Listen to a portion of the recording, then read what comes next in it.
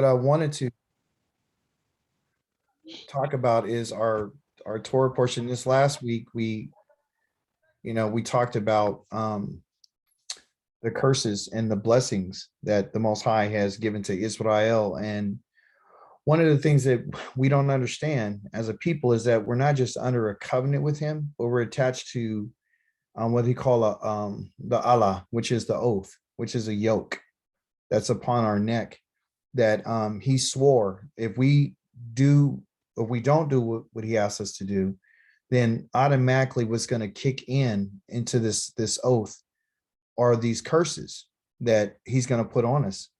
And there's nothing that anyone can do to reverse them or to change them. They're not based upon best behavior, best practices. No matter what it is, we're still locked underneath it because it's part of the covenant. And so as long as we are in what they would call exile, then those curses are on us. So, there's been different things that's happened to us over here. We have some measure of success, but we don't have the things in which Yahweh has said that He would bless us with, which is number one, the land. We don't have access to resources. We don't have access to, when I say us, I'm talking about nationally, as a unit, as a people. We don't have that. And so one of the things that I wanted to share tonight was this idea about, let me pull it up right quick.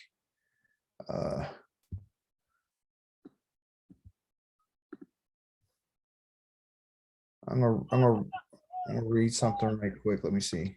While you pulling it up, Brother Dawid, I was listening to Creflo Dollar, and he was trying to teach out of Davarim. Oh, really? And he was saying that, that it says that you must keep all of the law. And if you don't keep all of it, then all of these curses were going to come on you. So if there were 1,000 laws and you broke one, then all the curses would come upon you. So why would you bind yourself to a covenant like that? And then I was like, how little does he understand? And that the Father only made one covenant with Israel, and that's the only covenant that He made. And the thing is that it's not individually did He make the covenant, but our ancestors made that covenant. Just like if you bought a house and if you left it to your son, if he don't pay the taxes, if he's still bound to the taxes of that covenant, the covenant paying those taxes, and then they would repossess it. So because of our ancestors said, all you say that we will do, that binds us to that covenant also. I say how he lacks understanding. Yeah. And the reason why, which brings us into what I wanted to briefly discuss tonight, was this idea behind the Eastern and the Western way of thinking. The people on the East and the people on the West, they think profoundly, as this article that I was reading talks about.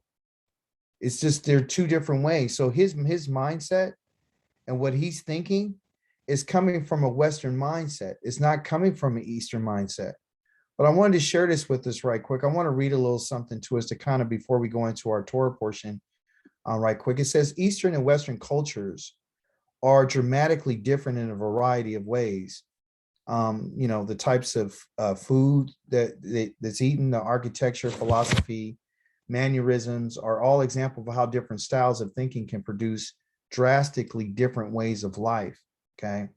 For years, psychologists have studied these differences between the Western and Eastern lifestyles and have found sharp contrast between the two cultures. So what we're talking about two different types of cultures. Okay. And then we're going to continue to read. It says, identity is a major difference between the East and the West. Numerous studies have revealed a fundamental difference in the perception of self. While Westerners' image involves mostly self-identity, Easterners' image involve community. Okay, so I want to pause right quick on that point on this article, because it's true. Okay, when we're in the West, we care about what happens to us. We don't care about collectively what's going to happen to all of us, because we've been told by the people who have enslaved us, okay, that it's all about you making it for yourself. You got to make it and you got to survive for yourself. And that's what they've done. If they separated us, they caused us to be this independent thinker. And so when we think about things, we often think about how it's going to affect us individually. You understand? And not talking about collectively, how it's going to affect the community. And And we as this a is one people of have assimilated too. yes, and I need input on this. I want everyone to participate on this, because this has been the number one reason why we don't understand what the creator is saying to us about his ways. Okay. So I did some research and I found out that the Arabs and the people in the East, they all have this idea about community. They're all on cycles. They're on cycles of the moon. They're on cycles of the month. They're on cycles. They have traditions, they have customs, and they're always talking about the community. So thus one major difference is that the West is heavily individualistic, while the East is much more collectively or collectivist society. Westerners tend to value success and self-improvement, right? Whereas Easterners focus more on group achievements. Westerners also value personal choice and freedom more than Easterners.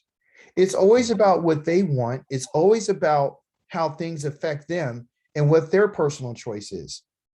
I'm going to read something to you in our Torah portion that's going to show you the mindset of the individual who doesn't think about the community. They're only thinking about themselves. This style of thinking has crucial influences on how one thinks and acts. So, a lot of times we get upset and be like, well, why are these people tripping?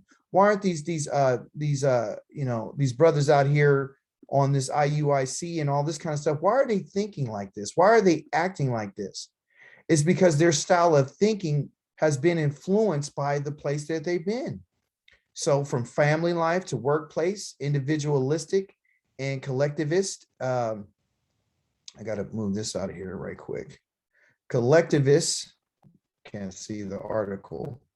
Societies, okay, produce drastically different ways of life. So yet, how do these two styles of thinking emerge? Theories point out the idea of philosophy.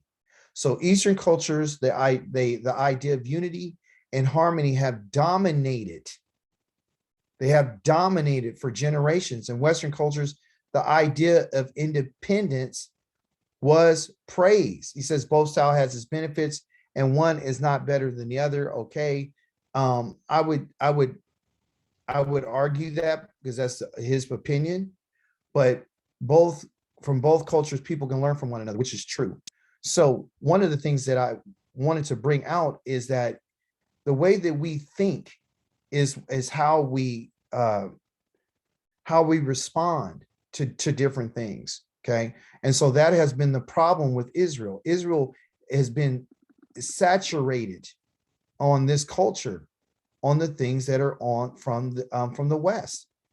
We've been turned away from our homeland. So this is, this like you said, Creflo Dollar, he's acting that way because that's what he knows. He's been influenced. He's influenced by money and power and all those different types of things. I want to look at something else. I don't know if you can see this. I want to show you just an example right quick between Western medicine and Eastern medicine. I'm under the care of several physicians right now, and I'm taking dietary classes and so forth and so on. And what they told me is that the United States of America and Western culture is the most unhealthy people on the face of this earth. And what they have told me, and they're not only unhealthy, but psychologically, from psychological input, are the worst off. There's just alone in the Northern California, there's over 5 million people that suffer from anxiety and stress related stuff out of nowhere. And of course, this COVID hasn't helped at all. But look at the differences between Western medicine and Eastern medicine to show you the contrast. It says Western medicine. It says Western medicine treats symptoms.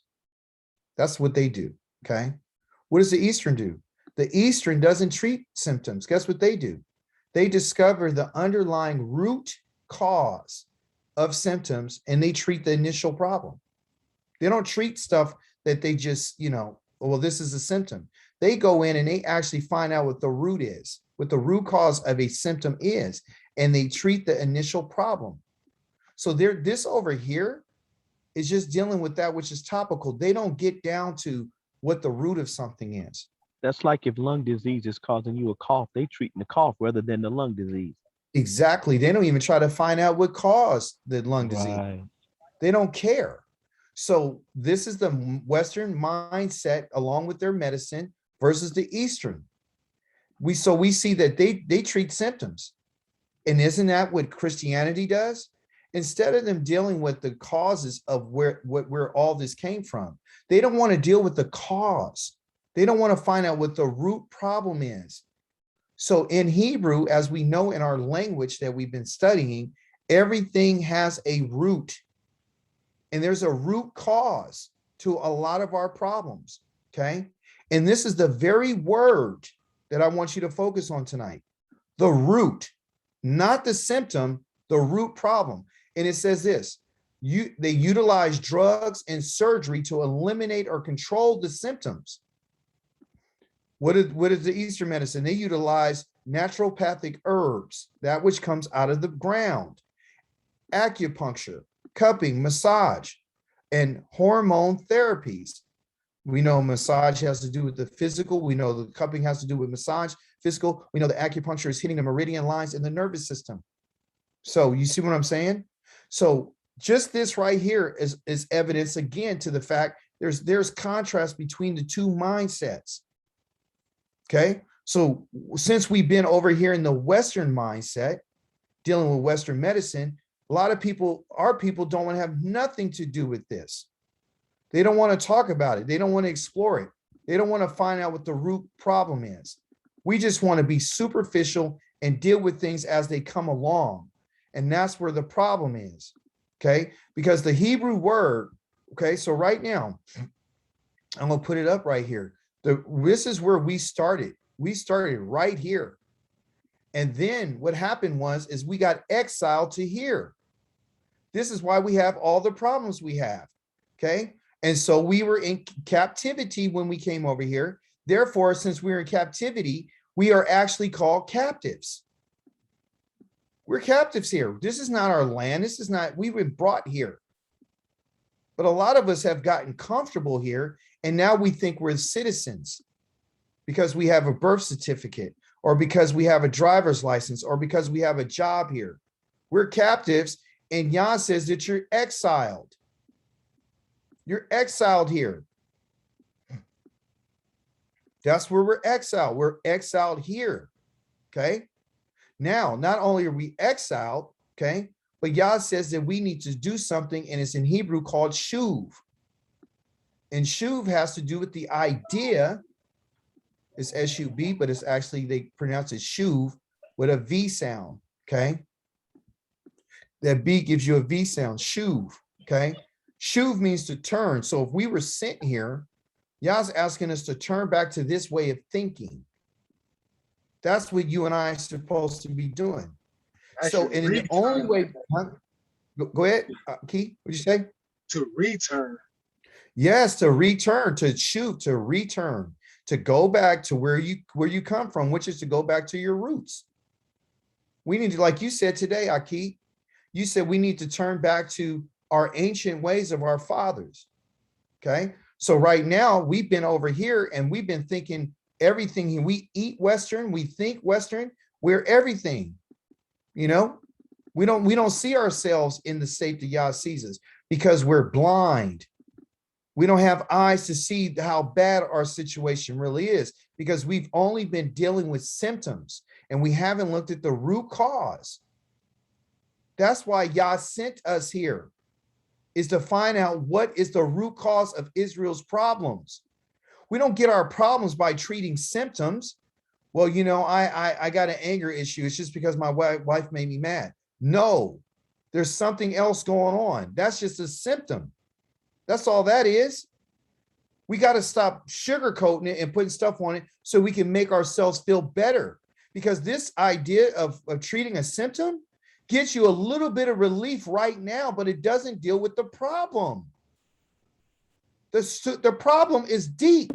Still persists. It's always going to be there. And that's why we're sitting here, so we can recognize what are the issues, what are the problems. And if we take this approach, this very nonchalant attitude that since I'm here, I got this all under control and my situation's managed and it's under control. No, that's not what it is.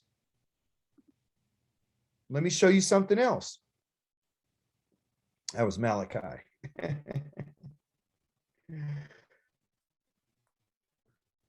What do you see? What is this?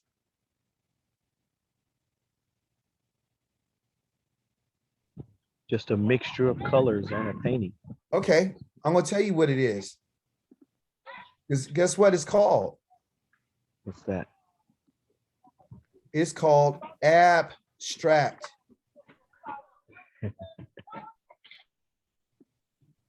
Right. This is abstract. Not definitive. It's not definitive. And guess what? This is abstract thought. And guess who invented abstract thinking? You can't put your finger on nothing right here. You can't say that something is something. You can't, you could see something that you want to see out of it. This is what I see. Oh, over here, I see the letter Y. Oh, well, do you see that? No, I don't see that. I see a V. Oh, what do you see? Oh, I see a letter H right here. What do you see? I see a man hitting a woman over here. What do you see? Oh, I see this. So this is everybody's different. Everyone has different perspectives. And I'm going to let you know right off the top, this is what they call Western thinking. It's the West. It's confusion. It's the symptoms that you can see is you can't get down to the root of the problem when you have all this going on. This is what's going on with our minds and our thoughts. But nobody wants to address this. They just say it's a symptom. They don't want to address it. Yah says that you guys are in a place right now that is filthy. And what he's saying about us is that it's filthy because it is. A way that we've been taught to think is filthy. I showed that photo to you because I'm trying to get us to understand that what he's talking about is, it means this. This is what the word abstract means, okay? Abstract. Existing in thought or an idea, but not having a physical or concrete existence. You can't, it's concepts, it's theories, it's ideas, it's what they call your intellectual understanding. It's metaphysical. You can't put your finger on it. It could be anything to anybody depending on what they're thinking. So what is the thing that Israel is doing? Israel is taking what they think and they're substituting what they think for what the Creator has said. Now watch what the Creator says. Let's see what he says.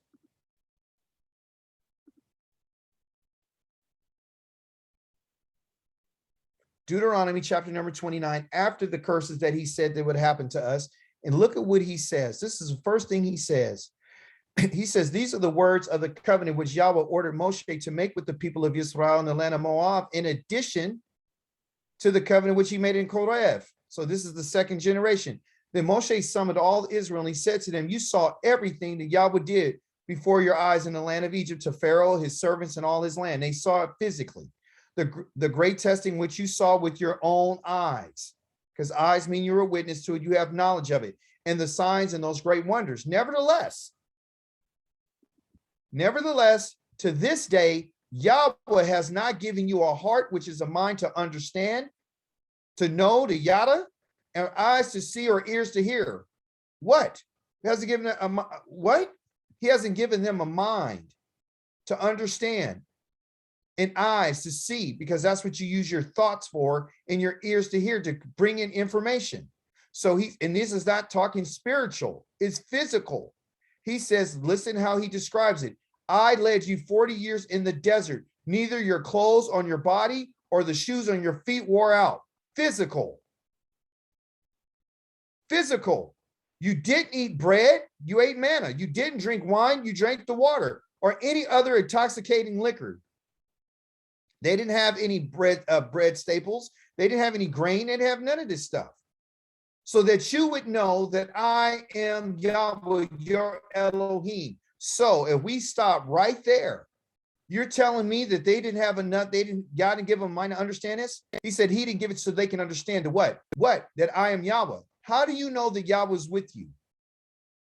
You know he was with them, and they should have known, but guess what? Even though he was with them, they didn't recognize when he was with them, because the whole time they were thinking there was some other gods doing this. That's why they were worshiping to demons in the wilderness.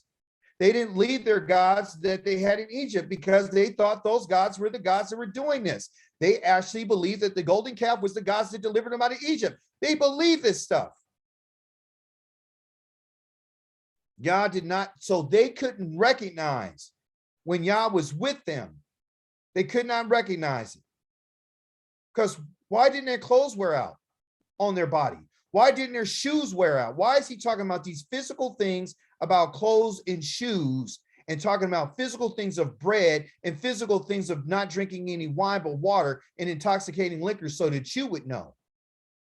That means that Yah was letting them know that the only time that you should know that I'm with you is when I sustained you. I was with you and you didn't recognize it. You didn't recognize it. You didn't grasp the concept. It's because Israel does not know when Yah's with them, and they don't know when he's not with them. They don't know. That's why he says, then they will know. He says, when you arrived at this place, Sichon, the king Heshbon, Og, the king of Bashan, advanced against us in battle, and we defeated them. We took their land, and we gave it as inheritance to Reuven, the Gadi, and Manasseh. Therefore, observe the words of this covenant and obey them, so that you can make everything you do prosper. Today, you are standing, all of you. That's where we started in our Torah portion, which is called Nitzavim. You're standing, all of you. Who's standing? All of you. Before Yahweh, your Elohim, your heads, your tribes, your leaders. Okay? The heads were the Zakim, which are the bearded ones, and the officers, and all the men of Israel, along with your little ones, your wives, your foreigners, and those who are in your camp, from one who chops the wood to the other one who draws your water, which is a whole nother study, which we're going to do later on this week. On Thursday, I'll talk more about that. He said the purpose is that you should enter in the covenant of Yahweh and into his oath, not only in the covenant, but we're also supposed to enter into this oath, meaning a promise. Like, if you don't do what I'm telling you to do, this is going to happen, which Yahweh your Elohim is making with you today, so that he can establish you today for himself as a people. This is key. This is key. You often hear me say that Yah says that you're not my people and I'm not your Elohim yet. Why? Because Yah has to be with Israel, and they have to be in obedience to the covenant. Because him being our Elohim doesn't mean he's just our God. What it means is that we are under the contract of his provision. We're under the contract of his protection, and we're under the contract of his him giving us what we need to survive. The purpose is that you should enter the purpose is that you should enter into the covenant of Yahweh your Elohim, into this oath which Yahweh your Elohim is making with you today, so that he can establish you today as a people, so that you, right? So that for you he will be. So how is he our Elohim, and how is he our God, and how are we his people? It's connected to the covenant, and it's connected to the oath. I want to be clear. Are we Yahweh's people? Yes, we are. Are we operating under the protection of Yah right now? No, we're not. There's no way. We're number one in prison population. Is Yah with them? We can't stand against our enemies. Is Yah with us? We can't feed ourselves unless we work a job or depend on somebody else. Is Yah providing the food for us like he did for them in the wilderness? Are your clothes wearing out and your shoes wearing out? Yes, they are. Is Yah with you? When you think in a Western mindset, you would say, yes, he's with you. But if you thought about the whole entire nation, now say that you want to say that he did something for you and you're okay. What about our brothers and sisters from all the other tribes of Israel that don't have these things? What about them? Oh, they don't care. We don't care about them, do we? Brother Dawid, if you look at it, it's kind of self-explanatory because it says that you have to enter this covenant and this oath, and because even right here, he's not their people yet. He said, then he will be. Then Right. it's not, it's always an if and then, as he said to you and he swore to your ancestors. It's all conditioned upon whether or not we do what he says. He says, as he swore to you, to your ancestors, to Abraham, Yitzhak, and Yaakov. But he says, listen, I am not making this covenant only with an oath with you only. So it's not just a covenant, it is the oath. It's the oath. The oath is, if you don't do what I'm telling you, I'm going to destroy you. Now, if Yah is with us, then why are we seeking him? If Yah is with us, where's the tabernacle? If Yah is with us, where's all the herds that he says? Was Yah with Israel in the wilderness? Yes. When they refused to go in the land, what did he tell them? So I can give the best example. He was there with them, but what did he tell them? He said, if you remember, they wanted to go after he said no. What did he say, Bikram? Then he told them not to. Why? Why did he tell them not to go? Why did Moshe say don't go? Because they disobeyed the first time. Yeah, but what did he say? He says don't go because what? Because Yahweh isn't with you. With you. Yeah. Yeah. That's what I'm trying to explain. Are we Yah's people? Yes, but are we in that intimate place with him right now? No. But let me go ahead and show you the Western mindset. For you know how we lived in Egypt. And look, they knew how they lived in Egypt. And he says also, what did he say? Rather, I'm making it okay.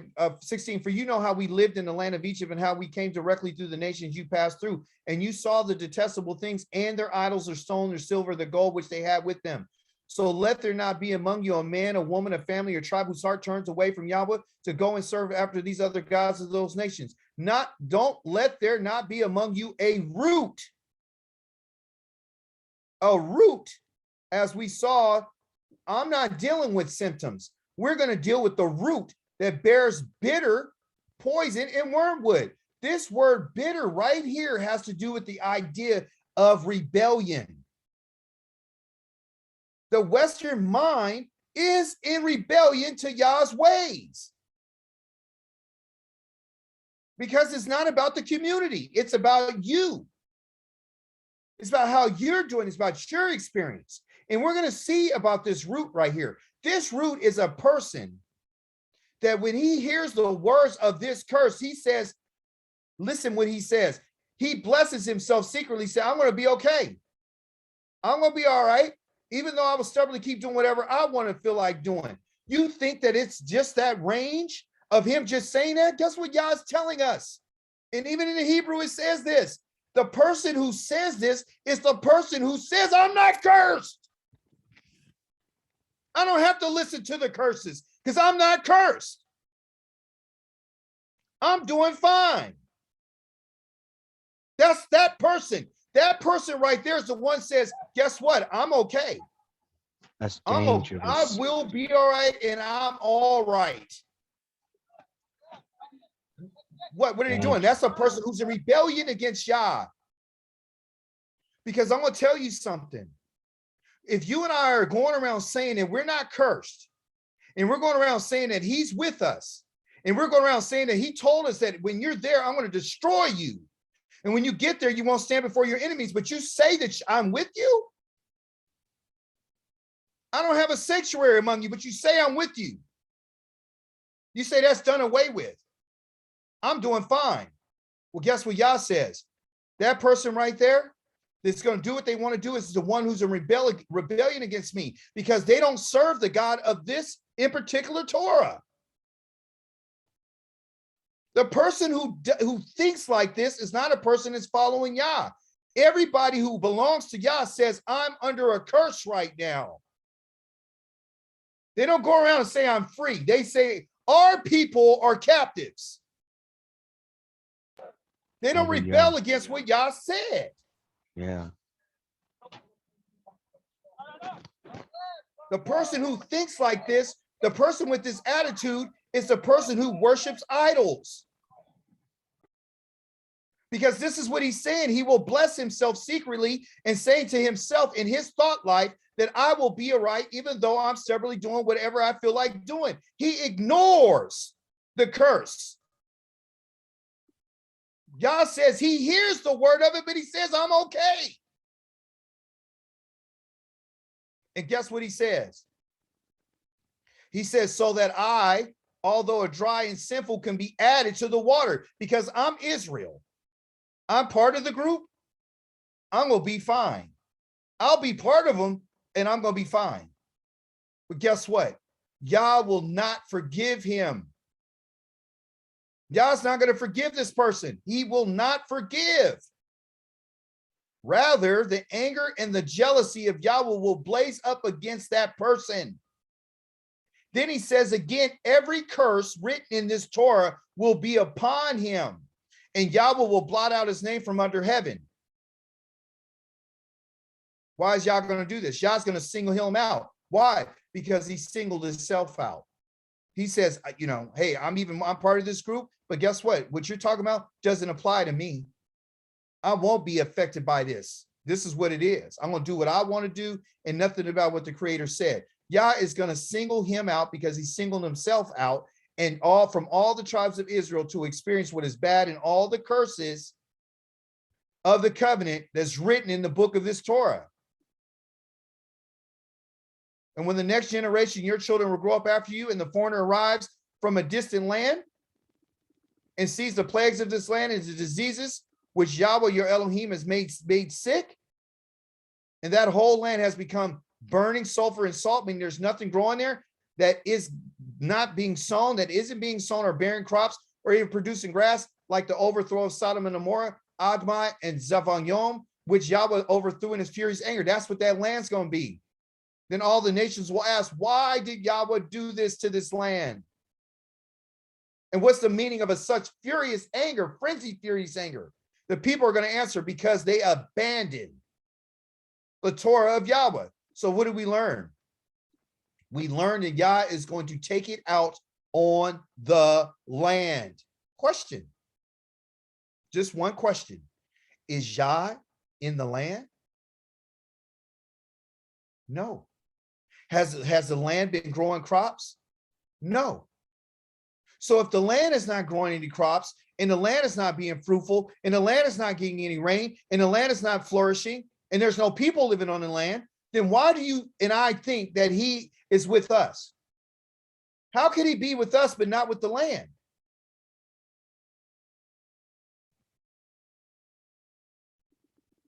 They abandoned the covenant, which includes the curses, the Elohim of their fathers, which they had made with them when he brought them out of the land of Egypt. They went and served other gods, prostrating themselves before them, gods they had not known, which they had not assigned them.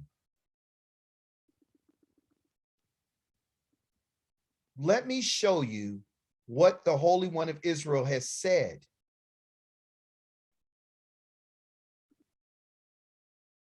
The Holy One of Israel says this in Leviticus chapter number 26.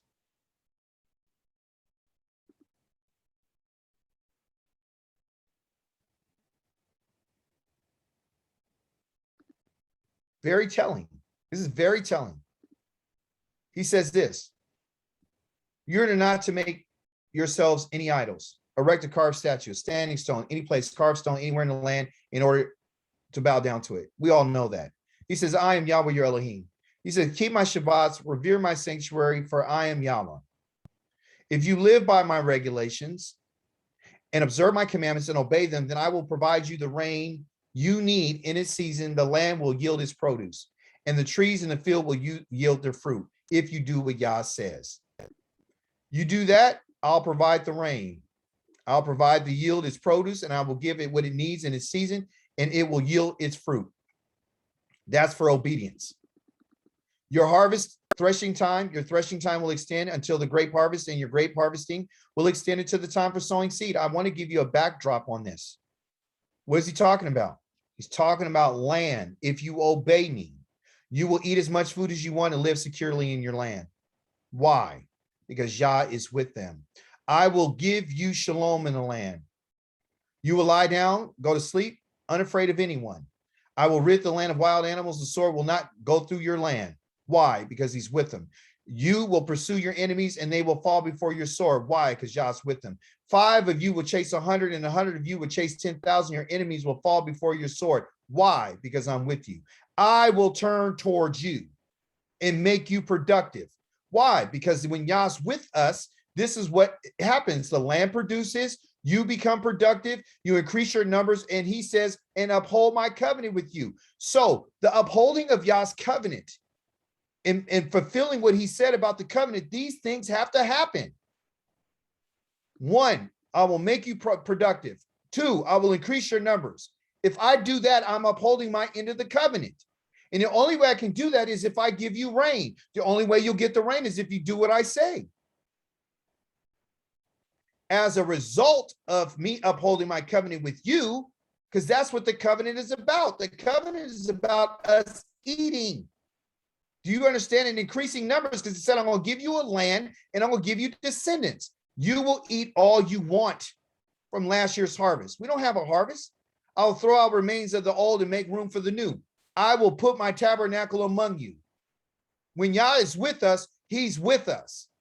And I will not reject you. But I will walk among you and be your Elohim, and you'll be my people. That's what I'm talking about, folks. From an Eastern mindset, Yah says, but I will walk among you and you will be my people and I will be your Elohim. I will walk among you and be your Elohim and you will be my people. That's when he's our Elohim, is when he's walking among us.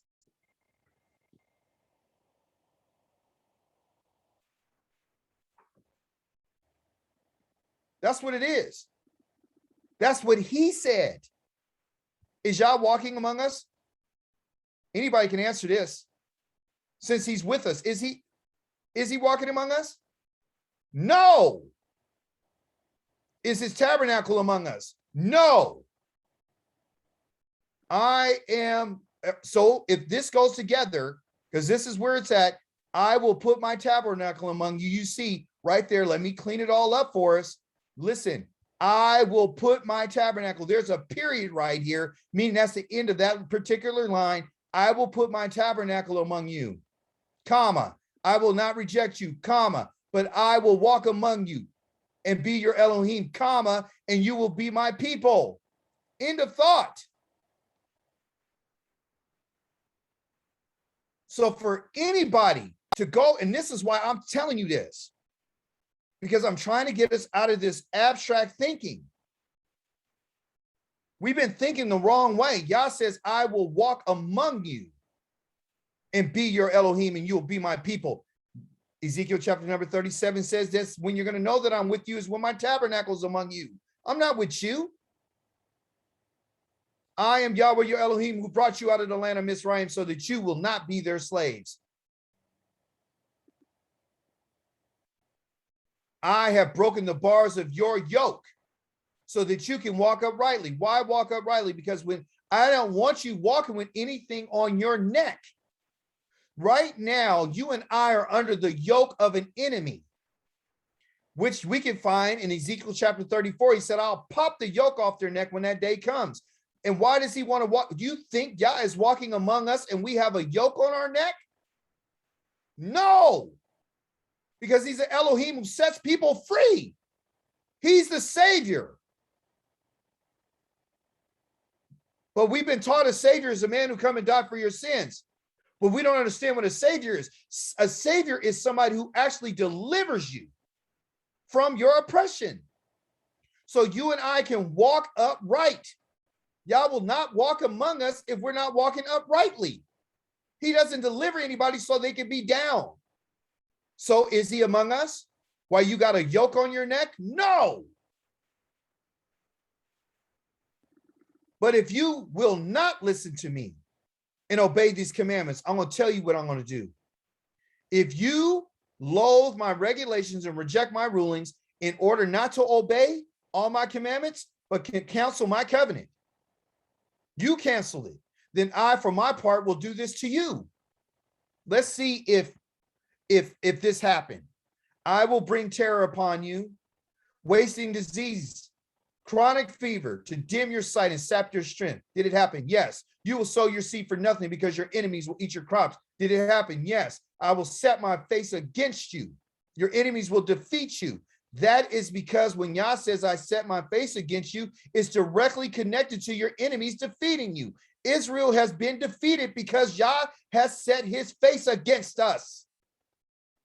And they're still being defeated to this day. All because we're not the ones getting shot down in the street. Doesn't mean that what? That he's for us, but he's not for the rest of Israel? Those who hate you will hound you, and you will flee when no one is pursuing. That's a promise.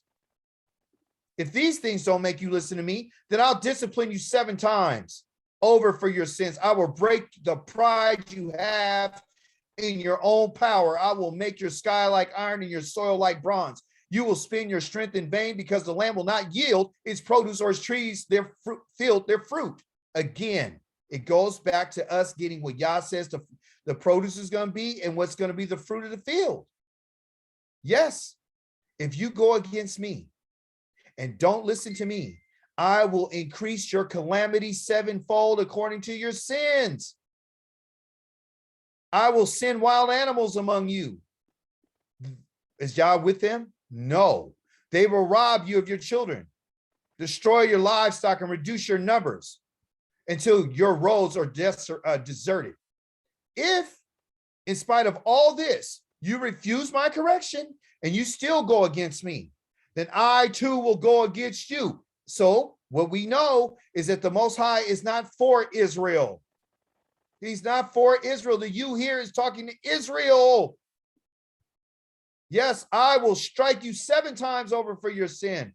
I will bring a sword against you, which will execute the vengeance of the covenant.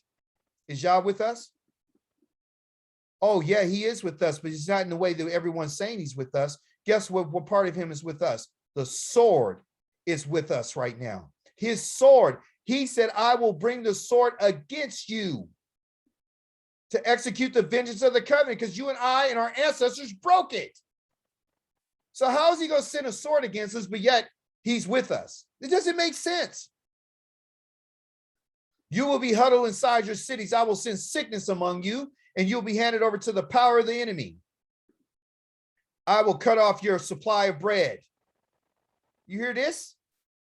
So that 10 women will bake your bread in one oven and dole out bread by weight, and you will eat not be satisfied.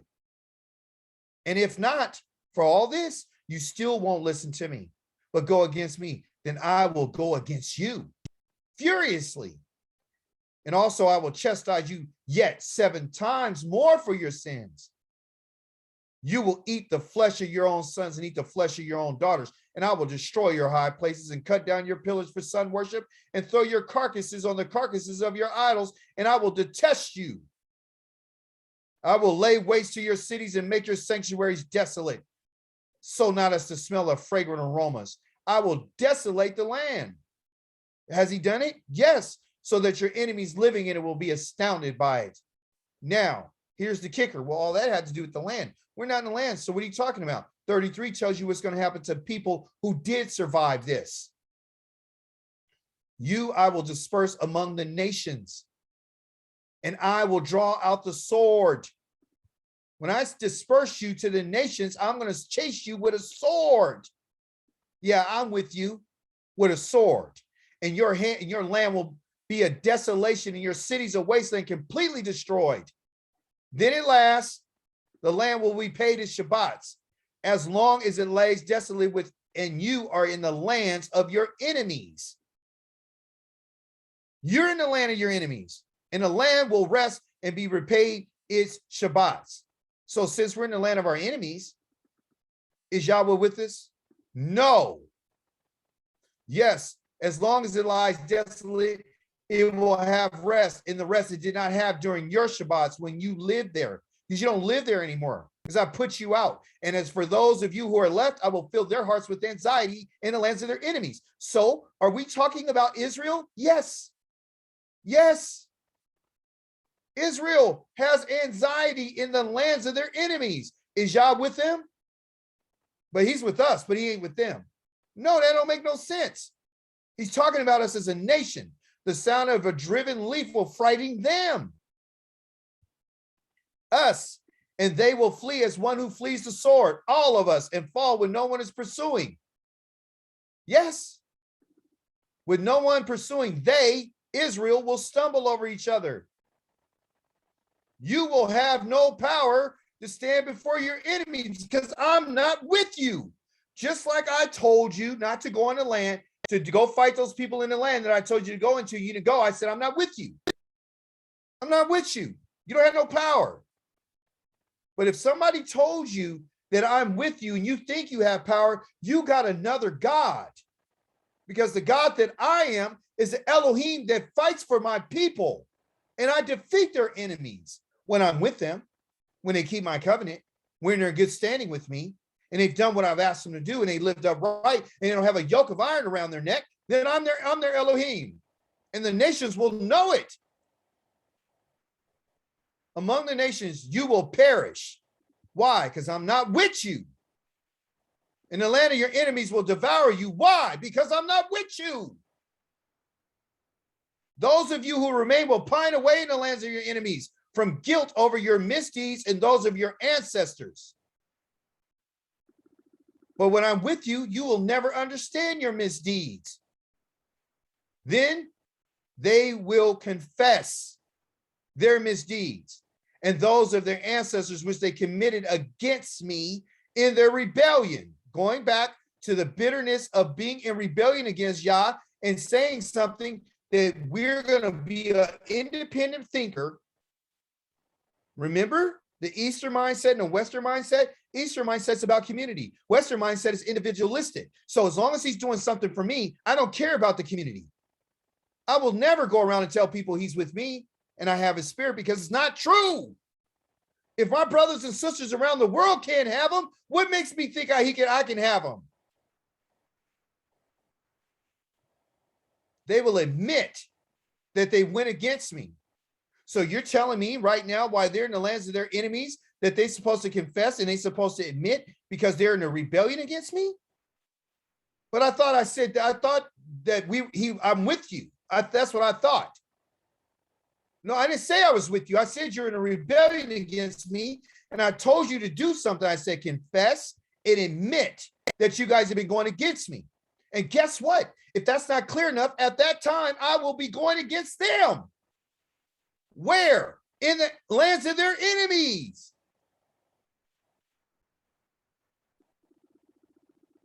But if, there's always an if, there's always a maybe. But if their uncircumcised heart grows humble, by what? By confessing, by admitting that we've been going against the Holy One of Israel. And by us understanding that, hey, we've been put out of our land, but we don't have any security. We haven't been saved. They are paid. So how is it that he's with us, but yet we're being paid for our punishment and our misdeeds? Please, somebody tell me. See, the God of the Western culture says that he's with them and he paid for their misdeeds. Our Elohim is mad. He's angry right now. Everybody know that at one point and another, somebody heard me call a whole bunch of people rebels, and guess they got mad and said, guess what? Ain't nobody here a rebel. We're not rebels. We're not rebels. And guess what Yah says? You are a rebel. You are a rebel. Your ancestors was rebels. Your ancestors sinned against me. And for you to ignore that and to act like it didn't happen is telling me that you're a rebel too. Then I will remember my covenant. What? When? When? What is he going to remember? I'm going to remember my covenant with Yaakov.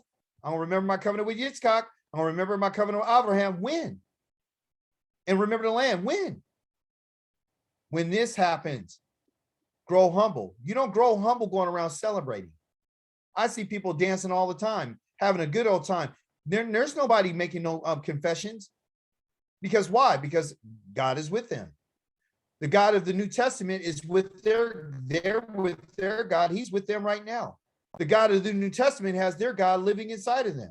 The God of the New Testament is blessing them right now. They have all the blessings they need. The Elohim and the God of the Hebrew people is mad, and he's angry, and he's hurt by the way Israel has behaved. This is what he says: for the land will lay abandoned. He abandoned what? Nobody's there? But I thought that's where all the fruits and vegetables and the trees and the fruits came from. And that's what I thought you used to feed the animals. But you're with us, but you're not with the land. Oh, okay. It's going to be without them. Why? Because they don't get their inheritance yet. Why? Because they haven't done something yet. Why? They haven't been paid. They have not been paid for their punishment. Shabbats haven't been repaid to the land. You got to get paid your punishment for your misdeeds. So guess what, folks? We may not like this, but this is the truth. We are in exile. We are in trouble. Why? Because they rejected my rulings and loathed my regulations. Loathe here means they hated it. So what do? Instead of confessing and admitting and being paid, guess what we do? We say, oh, that's not the situation anymore. That's not the situation. You know, and if you say this, then that means that he doesn't love us anymore. No. Never said he didn't love us. Never said that. What I'm saying is that he is mad and he's angry and he's not disappointed. He's angry and he hid his face from us. He hid his face from us because of what our ancestors did. We have to understand this. We're in trouble, Israel. Don't you fall for him being with us. He's not with us. What he said was, I'm turning my face from you to see what happens to you. So when the time comes when I'll reverse your exile, I'll bring you out from that place. But don't play the dumb role and start making up things about me that's not true. You have to loathe yourselves for what we've done. There's not enough repentance going on. There's too much celebrating right now, too much laughter. Ain't nobody saying, you know what? We need to get this right. We need to humble ourselves. We need to humble ourselves. Nobody wants to say that. Everybody wants to be blessed like everybody else. Go ask a Christian right now if they're blessed, and they'll say, I'm blessed. Go ask a Christian right now if they got the Holy Spirit. I got the Holy Spirit. Go ask a Hebraic whether or not he's with us. Because they don't understand. Because they have a Western mindset. And that's what this language does. Rather, for their sakes, I will remember the covenant of their ancestors, whom I brought out of the land of Mitzrayim, while the nations were watching, so that I might be their Elohim. Oh, wait a minute. Okay. All right. I'm going to read this nice and slow. So maybe this could be the final nail in the coffin. Rather, for their sakes, whose sakes? The sakes of the people that I've driven out and in the lands of their enemies, for their sakes. For Aki Bess's sake, for Gerald's sake, for Kent's sake, Avia's sake, Rivka, all of the people who are following me, for their sakes, Israel, the nation of Israel, the 12 tribes. I will remember the covenant of their ancestors, whom I brought out of the land of Mitzrayim.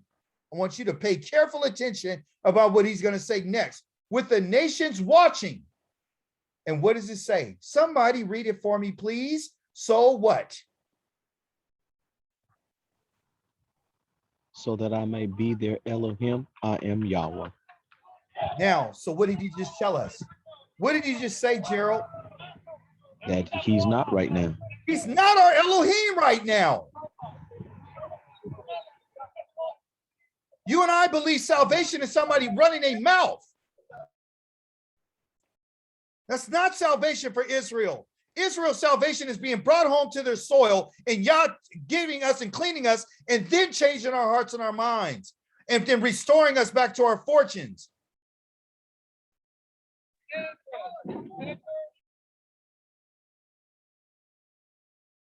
He's not our Elohim yet, so that I might be their Elohim. I am Yahweh. The reason why he's going to answer your question in a minute, Bess, the reason why he's saying this is because he wants the nations to watch like as what he did when they were in Mitzrayim. Mitzrayim saw him bring us out. So he's going to bring the nations watching. So when the nations see it, they'll go, oh, that's their Elohim. You and I going around calling saying he's our Elohim, but we don't have no deliverance. They said, where is he? We're making him out of a mockery. We're profaning his name. Go ahead, Aki. Bess? So what you're saying is, since we've been here in exile, he has never been with us, and even now he's not with us, and he won't be with us until he takes us back to the land. Is that what you're saying? Yes, because salvation, Aki, is the only thing that proves that he's with us. That's why he always mentions, I'm the one who brought them out of the land of Mitzrayim. You won't know who he is until he does this. He doesn't want himself to be abstract. He's not interested in abstract for us to look at him that way, because it could be anybody to us. He wants us to know for sure who it is that we're serving. He doesn't want us to not know. He's saying, then they'll know. Then they'll know. So even those that gave a humble heart and turned towards him with whole heart, he's still not with them either? Not yet. No. See, it's about a process. It's not, see, when I say abstractly, right, it could be anything. If I say that he's with us and you say he's with us, well, it means two different things.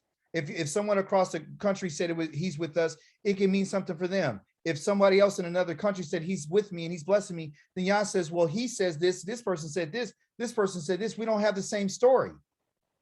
So the Yah has to solidify and bring Israel back together and unify them so the whole world would know. Because we've been involved with so many gods that you don't know which one you're talking about.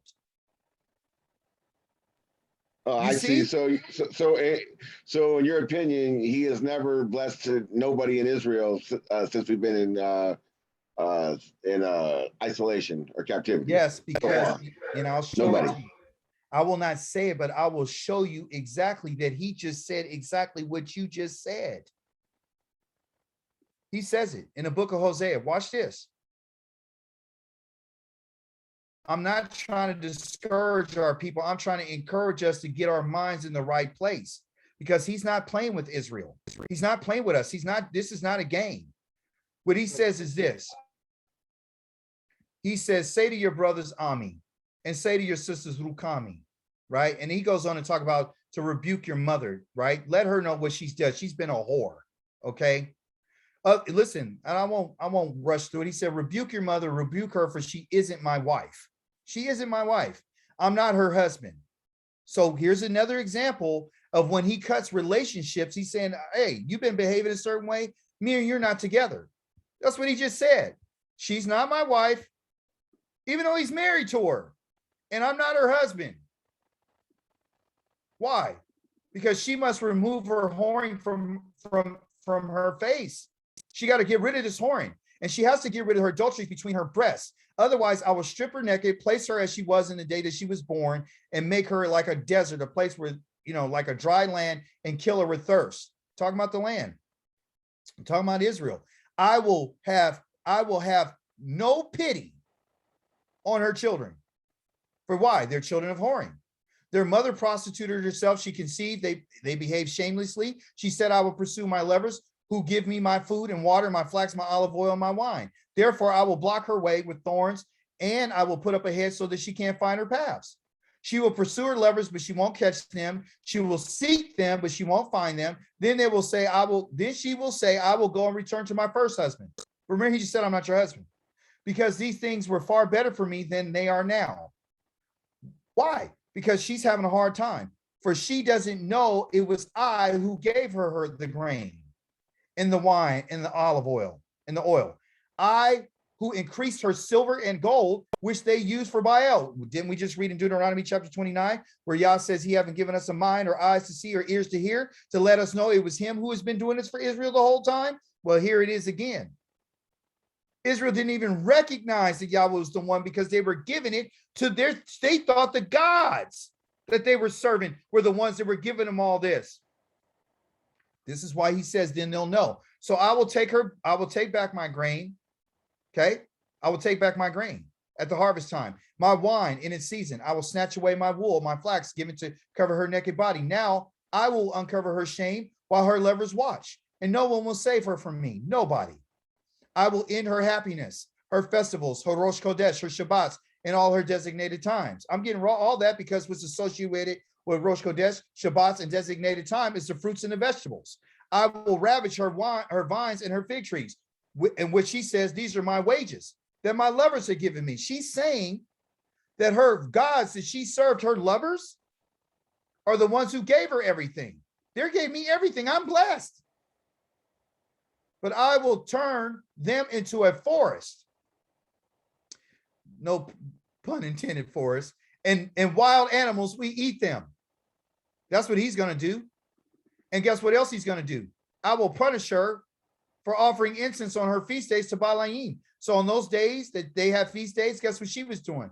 She was taking what she got from Yah and she was giving it to her. She was burning incense on feast days to these lords. Balaam means lords. She decked herself with her earrings and her jewels, pursuing her lovers, which are these Balalim, and forgetting me.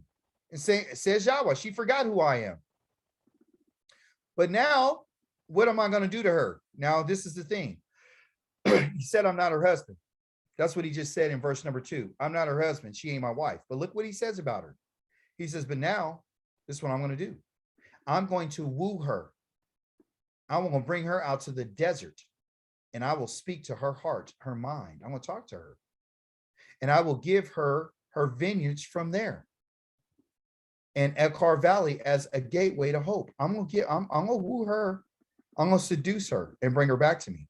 She will respond there. That's where she's going to respond, because he knows where she's going to respond, as she did when she was young, when she came out from Egypt. And on that day, because there's a day that this is happening, says Yahweh, you will call me my husband, Ishi. That's what it means. That's when you're going to call me your husband. She ain't going to call him her husband while she's out in the lands of her enemies. She's going to call him her husband when they're back in a relationship, when he brings her back out to this valley to talk to her back in the wilderness on that day. So right now, even though they're married, she can't say that he's her husband, because he said, I'm not your husband. Just like he told us, I'm not your husband. I'm not. You are no, and look, and then he says, you're no longer going to call me Balali. You're not going to call me my master. You're not going to call me that anymore, because we're going to move from a master position and we're going to go into a very intimate position. Ishi is my husband, because a husband does something for his wife. They're intimate. You understand? For I will remove the names of the Balaim from her mouth. Why is he removing the names of her lovers? Because she's been calling the names from all these other Elohims, just like we have. And Yah says, while you're where you are, you're calling the names of idols, and I got to cleanse you. I got to take these names from out of your mouth. You may not be say, well, I don't know what you're talking about, because we have been taught that we haven't been calling the names of other gods. We've been thinking the God that we've been calling is the one in the New Testament. It's another God. We call in the name of Yeshua, that's another God. We've been calling the name of JC, that's another God. We've been calling the name Lord, that's another God. We've been calling the names of Allah, that's another God. So while we're in this land, he's saying, you've been calling on the name, but I got to cleanse you. As long as, until you come home and I clean you up, I can't be called your husband. Then he says, they. Now listen, who just said they. For I will remove the names of Balaam from her mouth. Why? They will never again be mentioned by name. Who's they? The lovers, the Balaam. So when that day comes, because it's coming a day when I'm going to do this, I will make a covenant for them. Really? With the wild animals, with the birds of the air, the creeping things of the earth. I will break the bow and the sword and sweep the battle from the land, and I will make them lie down with securely. That's your salvation. That's when he's our husband, when you're secure. When he makes a covenant with the birds in the air, when he breaks the bow and the sword, when he snaps the chains off our neck, that's when and then he says, I will betroth you to me forever. Yes, I will betroth you to me in righteousness. We're not to him right now in righteousness. In justice. If you were in justice and righteousness, we wouldn't be in this land. And in grace and compassion. That's when I show you my grace and compassion, by bringing you back home. And I will betroth you to me in faithfulness. And you will know Yahweh. Right now, you and I do not know Yahweh. We have never been intimate with him. Okay. And so from what you just read, you decipher that nobody that has been taken in captivity has ever been with Yahweh since the 1600s. And you decipher that from what you just read? Well, yes, because he's talking about the nation. He's talking about the nation, right? But so when he talks, remember, it's not an individual thing here. Listen to me carefully. And we're going to get the final on this. He says, I will betroth you to me in faithfulness, and you will know Yahweh, meaning intimacy, because he means that you could call me your husband.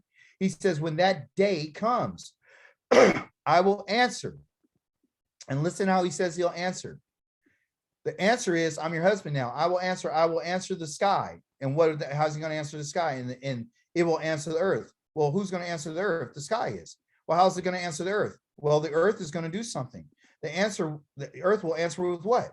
Will answer the corn, the wine, and the oil, and they will answer Yisrael. Okay, Yisrael here doesn't mean Yisrael, is Yisrael. Yiz means and he sows the seeds, meaning Elohim will sow. I will sow her for me in the land. That's when you and I are back to being his wife, and I will have pity on Lo Rukama, the one who is unpitied. And I will say to Lo-Ami, not my people, you are my people. See, because it's not about an individual, Aki. It's only about his people. Now, he just said, I called them Lo-Ami, but he tells us, I'm not going to call you that anymore. Right now, I'm calling you this because right now I'm not with you. I'm calling you this Lo-Ami right now because you're not in the land. I'm calling you unpitied and Lo Rukama is because you're not in the land. I'm calling you this because you don't have the corn, the wine, and the olive oil. I'm calling you this because you got the names of Balaam that was been in your mouth. I'm calling you this because you're not at home. And listen, I will say to Lo-Ami, to the ones that I called not my people, now I'm going to call you my people. So if someone says that we're his people right now, they're lying because he didn't call us as his people right now. Then they will say, you my Elohim. That's when you and I go call him our Elohim. And that's when he's going to call us his people, when we're back and he's answering us. You can't be call on Yah right now and ask him for corn, wine, and olive oil, and you won't get an answer. Call on the heavens to bring forth the rain, and you're not going to get an answer. So, we're not going to get an answer. In your opinion, he's never answered nobody. Not here. Yeah. Not here. And look how he tells us in chapter number 3, which is only a few verses. And we got like a minute or so. He says, and Yahweh said to me, go once more and show love to this wife of yours who has been loved by her boyfriend, to this adulteress. Just as Yahweh loves, as you stated, Yahweh loves the people of Israel. He does, not the individual, the people. And even though they turn to other gods and love the raisin cakes that they offered to them. So I brought her back. He's talking now, Hosea is talking about his wife. I brought her back to myself for 15 pieces of silver and 8 bushels of barley. Then I told her, you are to remain in seclusion for a long time and be mine. You are not to be a prostitute. Okay? You're not to be a prostitute no more. I just brought you back. You are not to be with any other man. I won't come into you to have sex with you either. I'm not going to have sex with you. For the people of Israel are going to be in seclusion, just like this whore, his wife, a long time. So here's the difference. Hosea's wife is a whore. She's a prostitute, but she's still his wife. but he can't call her his wife until she's back home. So for a long time, Israel's going to be without a king. A long time, Israel's going to be in seclusion without a prince, without a sacrifice, without a standing stone, a ritual vest, or household Elohims, or they call them teraphims. What is he saying? Just like he said, you're going to be in seclusion for a long time. The whore is the prostitute. She can't prostitute herself no more with any other man. Yah's saying Israel's going to be in seclusion for a long time without any king or prince. And guess what that is? That's the intimacy that he's talking about, that he says, I'm not having sex with you either. Because with Yah, his intimacy with us is by having us with the king and by us having a prince and a sacrifice and a standing stone, a ritual vest, and those who are coming before Yahweh to make offerings to him. Afterwards, after what? After this happens, the people of Israel will repent. They're not going to celebrate. They're going to repent and they're going to do something. They're going to seek Yahweh. So if Yahweh was their Elohim, then why are they seeking him? And if he was their Elohim right now, why are they seeking David, their king?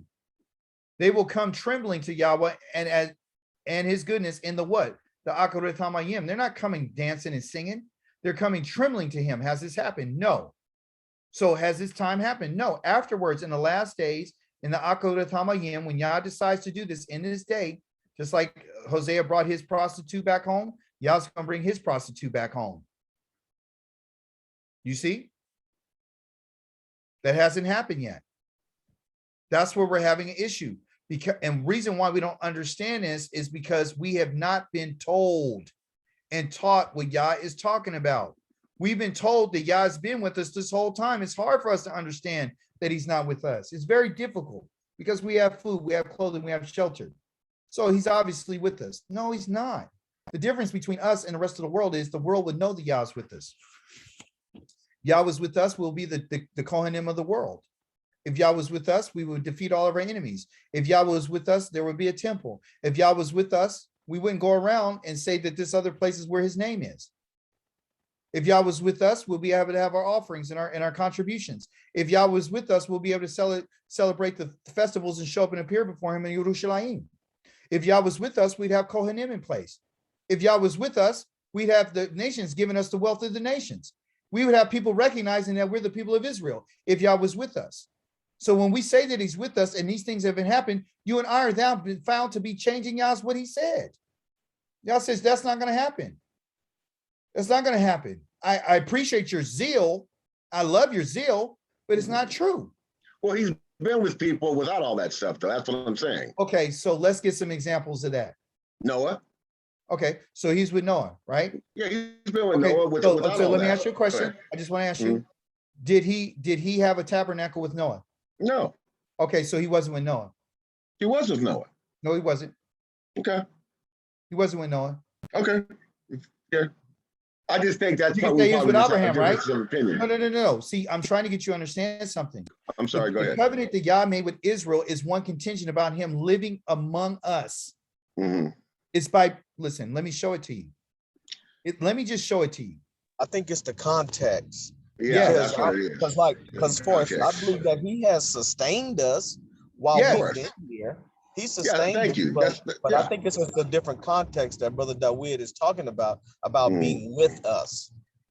Here's what he said, Aki. He says this in Zechariah, chapter number 8. Listen what he says.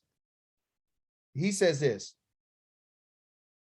A message came from Yahweh Zavaoth. Yahweh Zavaoth says, I'm extremely jealous on Zion's behalf. I am jealous for her with a great fury. Yahweh says, I'm returning to Zion and I will live in Yerushalayim. He says this in Isaiah chapter number 2. Okay. Then he says, then Yerushalayim will be called the city of truth.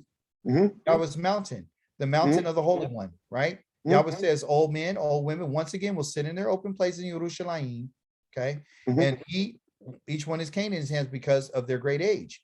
The city's open places will also be full of girls and boys playing there. Yahweh Zavaoth says, this may seem amazing to the survivors in those days, but must it also be amazing to me? Says Yahweh Zavaoth. Yahweh Zavaoth says, I will save my people from the lands of the east and the west. I will bring them back and they will live in Yerushalayim. And guess what? Here it is in context. Yeah. They will live in Yerushalayim. They will be my Mhm. people, and I will be their Elohim. If you Yes. notice, every time he says this phrase is Mhm. when he comes and gets us and brings us back to our land. Then I'm going to be, there'll be my people, and I'll be their healing. Meaning we're going to be in a place of intimacy with him. We're going to be close to him. Right now, you and I are away from him. We're not close to him. So with faithfulness and justice, Yahweh says, take courage, you who are hearing only now. In these days, the words are spoken by the prophets when the foundation is being laid. Okay, so the bottom line is, I'm trying to press upon everyone to understand something. Mhm. I'm not saying that Yah hasn't looked out for Israel. That would be a lie. What I'm saying is the closeness of Yahweh being in with us and living among us is not intact. That's what he says. I'm your Elohim. I'm your security. I'm your salvation. I'm that. And if we say he's with us, it can be misconstrued to thinking that he's literally here with us. And he's not. We're in his presence. He does look upon Israel. He is gathering Israel. He is changing our hearts and bringing us his message. But other than that, he's not living among us. And Is he number, looking out for us, like Mr. Bickham said? of course, because he has given the Torah to us. That's called mercy. That's called compassion. He's shown us mercy. And there's a remnant that has his mercy and his compassion, and we're part of that remnant. But for us to say that he's with us, that's saying, look, what I'm trying to express to you is this: we minimize Yah's holiness when we say that he's with us. Yah is not with us while we're in a state of our uncleanness. He says, you're living and sinning against me. You're profaning my name. We're profaning his name, and we're making a mockery of him by us saying that he's with us, and yet we're still in our sin. We're still transgressing against him, as he stated himself. There's no way that Israel can be, here's the thing. Are we close to him that where he intended us to be with him? At this particular moment, are we transgressing against him? Yes, we Everybody are. in this Zoom class? Yes, because the transgression is not the sin that you and I have been taught that we said we're sinning against him. He says, you're transgressing against me because of where you are. You don't understand how holy he is, and you don't understand how holy you're supposed to be. And the holiness that is subscribed to you, Aki, means that there has to be a transition from this place to a whole nother place that's been set apart. We just can't come up to Yah and say that we're just going to walk in his presence. We can't do that. That's He the doesn't ask us difference to. between us and the rest of the He nation. asks us to follow his laws. But that's not, but yes, that doesn't bring that purity on us that he says, because he says, I'm going to take you and I'm going to wash you and I'm going to cleanse you when I bring you back home. And so if we've obtained, and he says, listen, you guys are unclean. That's what he says over and over and over again. You're unclean. You're not clean. You have wickedness on you. You're unclean. And it's not something that you're deliberately doing. It's just because of where you are. Yeah. Everything you touch, where you live, the food, this place is contaminated. Yep. So let me ask you, oh, this is good. Praise the Holy One of Israel. He just gave me somewhere where he wanted us to go. He wants us to go to the book of Kagai. Okay. And I believe it's in the book of Kagai. And Kagai talks about whether or not we're clean, like you stated. No, I never said I was clean. I just said I tried to follow his laws. I didn't say that. And forgive me if I said that. No, forgive me if I said it that way. I didn't mean to say it that way. What I wanted to say was this. Yah says this. He says the second year of Darash the king, the first day of the 6th month, the following where Yahweh came through Kagai the prophet, okay, on the son of Shatiel, the governor of Yehuda, to Yehoshua, the son of Zadok, the Kohanim, okay, the Haggadol. He says, here's what Yahweh Zavaoth says, okay. They were complaining because they didn't think it was time to build the temple. He says, the time hasn't yet arrived for Yahweh's house to be rebuilt. Then the word of Yahweh came through Kagai, and he says this. So is this now the time for you to be living in your own paneled houses? While this house lies in ruins? Therefore, here's what Yahweh Zavaoth says. Think about your life. How you sow much, but you bring in little. But you aren't satisfied. But you drink, but you're never enough. You clothe yourselves, but no one is warm. And he who works for a living earns wages, but they're that are put in a bag full of holes. Here's what Yahweh Zavaoth says. Think about your life. Think about your life. Go up in the hills, get wood, rebuild the house. I will be pleased with that. And then I will be glorified, says Yahweh. You looked for much, but it came to little. When you brought it home, it blew away. Why? Why is this happening to you? Asked Yahweh Sabaoth. He says, because my house lies in ruin, while every one of you turns and takes care of his own house. You're going to ask yourself, why are you saying this? He's going to tell us, this is why the sky above you has withhold its dew, so that there is none in the lands withhold its yield. In fact, I've called for a drought on the land and on the hills and on the grain and on the wine and the olive oil and what the ground brings up and on men and on animals and all the hands produce. Why?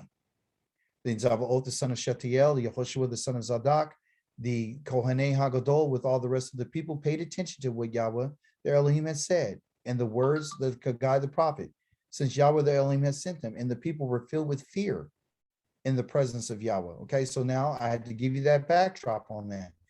Why? Because nothing was working out for them. That's why he kept telling them to think about your life, right? And he asked this question. Where's the part where it is? I promised you to shake the heavens and the earth. Okay. This talks about the cleansiness, what I was trying to explain. Here's what Yahweh Zavaoth says. Ask the Kohanim what the Torah says about this. If someone carries meat that has been set aside as holy in a fold of his cloak, and then he lets his cloak touch bread, stew, wine, olive oil, or any other food, does that food become holy too? And guess what the Kohanim answered? They answered no. Then Guy asked, if someone who is unclean, listen, from having contact with a corpse or touches any of these items, food items, will they become unclean? The Kohanim answered, they will become unclean.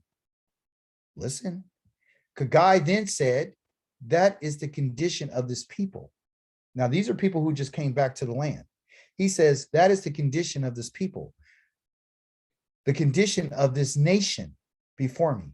Remember, Yah's looking at the nation, says Yahweh, and that is the condition of everything their hand produces, so that anything they offer there is unclean. Why? So now, please, from this day on, keep this in mind before you begin laying any of the stones to rebuild the temple of Yahweh. Throughout the whole time, when someone approached the 20 measure of power, he found it only 10. Why? Because he was unclean. When he came to the wine press to draw 50 measures, there were only 20.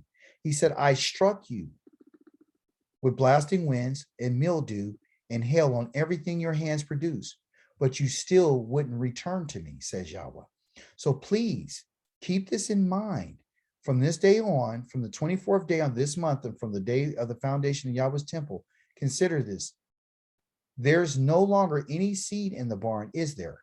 The vine, the fig tree, the pomegranate tree, the olive have produced nothing yet, right? However, from this day on, I will bless you. When what? When they turn to being clean. The word of Yahweh came a second time, O Kagai, on the 24th day of the month that's follow, tells of Uver, I will shake the heavens and everything. He goes on to tell him what he's talking about. The reason why I mention this is because we don't understand that if anything that Israel does, it has to be clean. He was against them when they were even in the land, after they came out of their first exile. So I'm trying to bring out the point that when Most High says, if anybody approaches me, they have to be clean, especially these Kohanim. He gave the example of them touching anything that was holy, and then you touch something that was unclean, you automatically become unclean. So what I'm saying to us, Aki, is that we're in a place that we're touching stuff that's unclean. Yah called us to be a separate and holy people to himself. So everything I'm telling you has to do with holiness. And what I'm saying is we're not holy. And we don't have nothing to prescribe holiness for us. You and I keeping the Torah alone by itself without any of the laws of purification means absolutely nothing to Yah. Not until it's done according to what the Torah prescribed. So if you and I are going around trying to prescribe something and say, well, this is this and this is that and this is make us holy, Yah never said that. And that's what the difficulty is, because we've been taught as long as you guys can spiritualize it or make it make sense in your own mind, then we believe that we're clean and that we're holy. All because we're Yah's people doesn't mean we're holy. All because we're in exile doesn't mean we're not his people. What does it mean is this: to draw near to Yah, for him to be in our presence, to live with us, He says, I'm your Elohim and you're my people. That's a different type of relationship than him just being our Elohim. The one he's talking about is intimacy. The only way Israel can ever draw nearer to Yah is through the process of holiness and being made clean. That's the only way we can, that's the only way we'll ever prosper. Just like it did right there in Kagai. You cannot prosper. There's no prosperity for Israel outside of what Yah said. And we want it to, and because we've been in this Western culture, we think prosperity, if we individually get it, then we're fine. And Yah saying, no, there is no, you people need to pay attention and listen to what I'm saying. This is what he's telling us. Ezekiel 36 says it. He'll say it again. He says that the way that this people have lived before me has been like an uncleanness of a menstrual cycle. That's what it's been like right here. The word of Yahweh came to me, human being, the house of Israel had lived in their own land and defiled it by their manner of life and actions. But what about the part in Davarim when he says, if you turn towards me and follow my laws and my judgment, my kukims, I will be Elohim. What about that part? Well, that part says Deuteronomy. Yeah, because no. What it is in context when he's talking about that is this. He's not saying that. See, what we're missing, this is the pride. So when he says this, when he says that, listen, when he says in Davarim 30 that you just mentioned, okay, and he says that you turn to me with your whole heart and all your being, right? Let's go read it right quick. I'll come back to this in a second because you mentioned I don't want to ignore what you said. I want to go there and show you when we follow up what he did say. He says in Deuteronomy 30, because that's where you're making reference to. He says, when the time arrives that all these things have come upon you, both the blessing and the curse, which I have presented to you, and you're there among the nations, to which Yahweh your Elohim has driven you, then at last you will start thinking about what's happened to you. And you will return to Yahweh and pay attention to what he has said, which will be exactly what I'm ordering you to do today. You and your children with all your heart and all your being. At that point, what point? At the point of what? At the point when I turn back to Yahweh with all of our heart and all of our being. He says, yes. He says, listen, Yahweh will reverse your exile. Thank you. And show you mercy. Okay. So listen, but reversing our exile means this. And showing the mercy is this. And he doesn't tell us it's a semicolon right here to let you know that I'm about to explain to you what I mean by reversing your exile and showing you mercy. He will return and will gather you from all the peoples. That's the reversing of the exile. And that is the mercy. That's the mercy, is returning and gathering us from the peoples that Yahweh scattered you, right? Then he goes on and says, that's the mercy. That's the mercy. And he says, if one of yours is scattered to the far end of the sky, Yahweh your Elohim will gather you from even there. He will go there and get you. Okay. That's what this little semicolon here is explaining what he means by that. Then he says, Yahweh will bring you back into the land that your ancestors possessed. So we see the timeline we see is actual bringing us back because he just gathered us. So he's letting us know where I'm going to bring you back to. I'm going to bring you back to the land and that your ancestors possessed. Okay. And you will possess it. So it's reverse exile and show mercy by gathering you and returning you back to your soil. So then it says a semicolon again to let us know he's going to explain what we're going to do. He says he will make you prosper there. Where? In the land of your ancestors. You'll become even more numerous than your ancestors. Where? In the land of your ancestors. That's the prosperity. Then Yahweh, then what? After I bring you back to your land, Yahweh will circumcise your hearts. Remember, he says, if you would humble your uncircumcised hearts in Leviticus chapter number 26. So right now, our hearts haven't been circumcised. And what he means by but he's showing us mercy. Right here, he's showing us mercy and reversed our exile. No, he hasn't reversed our exile. How can he reverse? Well, if you turn your heart to how can he reverse your exile? No, your heart. Listen. Okay, so listen what I'm about to show you. So since is your heart circumcised? No. Okay, so if your heart's not in the land either. So no, if our hearts are uncircumcised, then that means that we have to live in humility, like he just said in Leviticus 26. So let me show you what he's going to do with the uncircumcised, the ones who humbled yourself, like me and you, and everyone else who does humble themselves, who's uncircumcised. He says, I'm going to circumcise you then. When I bring you back, then I'm going to circumcise you. When I circumcise your heart, that means I'm going to give you the Torah, because that's what he mentions about the Torah. Okay, I'm going to circumcise your hearts, which is your minds, and the minds of your children, so that you will love Yahweh with all of your heart and all your being. So if you and I are not circumcised, that means there's something in us right now that cannot fully love Yah, because we haven't been given everything we need to fully love him with. He hasn't finished the process yet, but he will. He hasn't finished the process yet. So once he finishes the process, he says, and thus you will live. So right now, I didn't like to read this when he says, I will circumcise your heart, because the whole time I was growing up, I thought that he circumcised me because I'm turning back to the Torah. No. There's a work that Yah's going to do. He has to do this. And he says, once I do this of you and your children's minds, then you'll love me, so that you'll love me. So you'll be able to keep the command. See, you and I are keeping the bits and pieces of everything, but you and I are not keeping everything. We're not keeping the fullness of the Torah. We're keeping pieces of it. And Yah's not satisfied. And he doesn't want you and I to be satisfied with just keeping pieces of it. The yearning for us is to say, I want to go home so I can keep the whole entire law. I want to go home so I can put a basket of fruits in front of you. And I want to go home so I will celebrate Sukkot with you. I want to go home. So Yahweh, your Elohim, will put all these curses on your enemies, which he hasn't done yet. And on those who hated you and persecuted you. So you're right, it is a process. But he says, but you will what? But you will return and pay attention when Yahweh says, and you will obey. Return what? Return to your land. And you're going to pay attention what Yahweh Elohim says and obey. That's how you're going to obey everything, because the number one obedience is to love Yahweh. That's the number one command. Because you and I cannot do everything he's asking us unless we love him. And we can't love him until he circumcises this. He says, you guys are not the ones who are doing this. I'm not coming back for your sake, Aki Dawid. I'm not coming back to do anything except because of my name. You understand? So he says, after I do this, this is part of the process. And then you see another thing.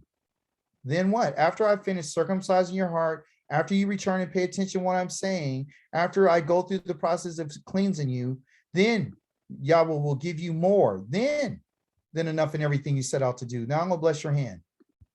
Now you know I'm with you. I'm going to give you the fruit of your body. Then you know I'm with you. I'm going to give you the fruit of the livestock. That proves that I'm with you. The fruit of your land will all do well. Why? For once again, Yahweh will once again rejoice to see you do well, just as he rejoiced in your ancestors. However, there's always a however and an if and a maybe. However, all this will happen only if you pay attention to what Yahweh says. What, however, is going to happen? The return of us getting us? No. In context, he's saying the only thing that ever will happen to us what he will do for us is if we pay attention to what he says. We are paying attention. Okay, so if you and I, but that's a Western mind thinking that we are paying attention. What I'm trying to tell you, Aki, is that there's things in the Torah that you and I don't have, that we're not able to pay attention to. Well, then we We're can't. not fulfilling the whole entire Torah. Why We can't. If we're fulfilling the Torah, then why does he tell us that he's going to give us another Torah? He's going to give us a Torah on our minds. Because we'll be able to do the things like the temple and the sacrifices and all that once we're there. But right now we can't. So we can do what we can do, and we're willing to do it because we do So love it. And he's I our never Father. question the willingness. Willingness is actually the part of the turning back to him, right? So we have a whole heart and all that, and that's great. That's what he's looking for the whole heart, right? He said wholeheartedness. So that's the part that you and I are doing, right? But we and that means from whatever we have in our ability to do, which that's what we're doing. But even though we may be able to do that, right? We're not fulfilling the whole entire Torah. Yah's not satisfied with halves. He's only satisfied when he's living among us and we're doing everything he's asking us to do in the capacity in which we're supposed to do it. There's no way. And we don't like that. We don't want that. We don't want to know that it's everything. Okay. So let me ask you something. Well, I don't want to put it directly on you, but what I would say is this. Well, I would think you believe what the Holy One of Israel says, right? Ask away. Yeah. Okay. So if the Holy One of Israel says that you're unclean, then we're unclean, correct? Yep. Okay, so if we're unclean, can you and I approach him? He's been approached by people that were unclean before. I'm not talking about people. I want to talk about Israel. Yeah, he's been approached by Israel that was unclean before. And what the did he Torah do to tells the us people that were unclean? What did he do from what you know about the Torah? What did he do to the person that came to him that was unclean? With some of them, he made covenants with. No, he said the person that he says this, he told the priest, he says, if anybody ever approaches me, even as a priest who had authority to come and approach me, and he doesn't bathe his body in water, he's going to die. Did Abraham, did he bathe before he saw him? He never approached Yah. Okay. He built an altar Yeah. to the Holy One of Israel, but he never approached Yah. But was he bathed? No. Was he what? Was he bathed? Was he bathed? Yeah, like you said, was he clean? Yeah. It was no clean. Yeah, but what we're talking about, Aki, is we're talking about the covenant that he made with the children of Israel. You asked me if he was clean or not, and I said, No, but- hey, you asked me, could I approach him if I was clean or unclean? Let's ask this question. The covenant that we have with the Holy One of Israel, that deals with the tabernacle and all this, the things that he told us, the Torah that he gave us. He says it's forever, right? He didn't make that covenant with our fathers. Yes. He never made that covenant with our fathers. So the covenant I'm discussing is the covenant he made with our fathers who came out of Mizraim. I'm not discussing. I didn't know that. Oh yeah, I didn't know that. I didn't know that. I never made a covenant with anyone of your fathers. The covenant I'm making with you is not with them. It wasn't with you. I mean, with your fathers, it's with you. I didn't know you were talking about that specific covenant until now. You just told me. Yeah. Like what you just said, Yahweh, he says, look, he says in Deuteronomy chapter number 5, he says, Yahweh our Elohim made a covenant with us at Korev. Yah did not make this covenant with our fathers. So the fathers he's talking about is the fathers of Abraham, Yitzhak, and Yaakov, but he made it with us. That's who he made it with. See, so the covenant he made and the covenant he tells us about is everything he says, that the stuff that we shouldn't do or the things that we should do. What constitutes us as him, he says, he never told Abraham, I am Yahweh your Elohim who brought you out of the land of Mizraim. He never said it to Abraham. He never said it to Yitzchak, and he never said it to Yaakov, because none of them were slaves. They knew him by another name. They knew him by the name of Elyon. And Yahweh, they called him that. Joseph was a slave. Joseph was a slave, yes, but Yah didn't take him out of Mizraim. It's only those who he took out of Mizraim that he's in the covenant with. Everything that he says to the children of Israel in this covenant pertains to the sons of Israel. Everything that we're reading right here pertains to the sons of Israel. Every regulation and mitzvah and all that pertains to the sons of Israel. They don't pertain to Yaakov and Abraham and Yitzchak. Doesn't pertain to Noah and Shem and Japheth and Ham. Doesn't pertain to any other nation. You're the only family that I know. You're the only family on the whole entire earth that I gave my laws to. You're the only people. I don't know any other family on the earth intimately. I know you, but I don't know anyone else. I don't know them like I know you. And so because I don't know them like I know you, I'm going to punish you for your crimes against me. You're not, and against the covenant. I'm going to send the sword after you. I appreciate your love and your zeal for me. That's great. But you don't say something I didn't say. Don't try to put me somewhere where I didn't. If I told you you're in timeout, you're in timeout. Listen to the word Yahweh has spoken against you, people of Israel. Not individual, the whole entire family that I brought out of the land of Mizraim. Of all the families on earth, only you have I known intimately, or I intimately known. This is why I will punish you for all of your crimes, period. He don't know anybody else. He doesn't. He doesn't have that intimate relationship. He didn't have an intimate relationship with Balaam. He let him put up altars. He talked to him, gave him a vision. That's it. Who else did he know? He didn't know them like he knows us. No one's ever built a tabernacle for him. No one's ever been in the wilderness with him for 40 years. He hasn't fed nobody else on the face of this earth except for Israel. There's nobody else on the face of the earth that ever heard him speak out of fire. There's no other family on the face of the earth that saw a pillar of cloud by the day and fire by night. There's no other family on the face of the earth that called for quails and was able to eat meat that night. There's no other family on the face of the earth that didn't have any water and asked for it. And he gave it to them on a rock. There's no other family on the face of the earth that he opened up the ocean for, the sea. There's no other family on the face of the earth that he opened the Jordan River. There's no other family on the face of the earth that he went and killed all their kings and took their lands and gave them inheritance. There's no other family on the face of the earth except for the house of Israel that he knows. There's no other family on the face of the earth that he's going to go take from all different four corners of the earth. There's no other family on the face of the earth that could be like dry bones in Ezekiel 37 and raise them up and bring them back to the land. So in a picture of him restoring the nation back whole again. If Yah was with us, as some would claim, then why is there dry bones all over the face of the earth on the four corners of the earth? Why is he doing some things for some people and not others? If Yah is with Israel, the house of Israel, why aren't they combined as one home, one household? Why aren't all the tribes brought together and everybody in the land? If Yah is with us. He's not with us. He's not. And he's already said it. Right now, we're in a state of being punished. As he said, I'm going to punish you for your misdeeds and your crimes.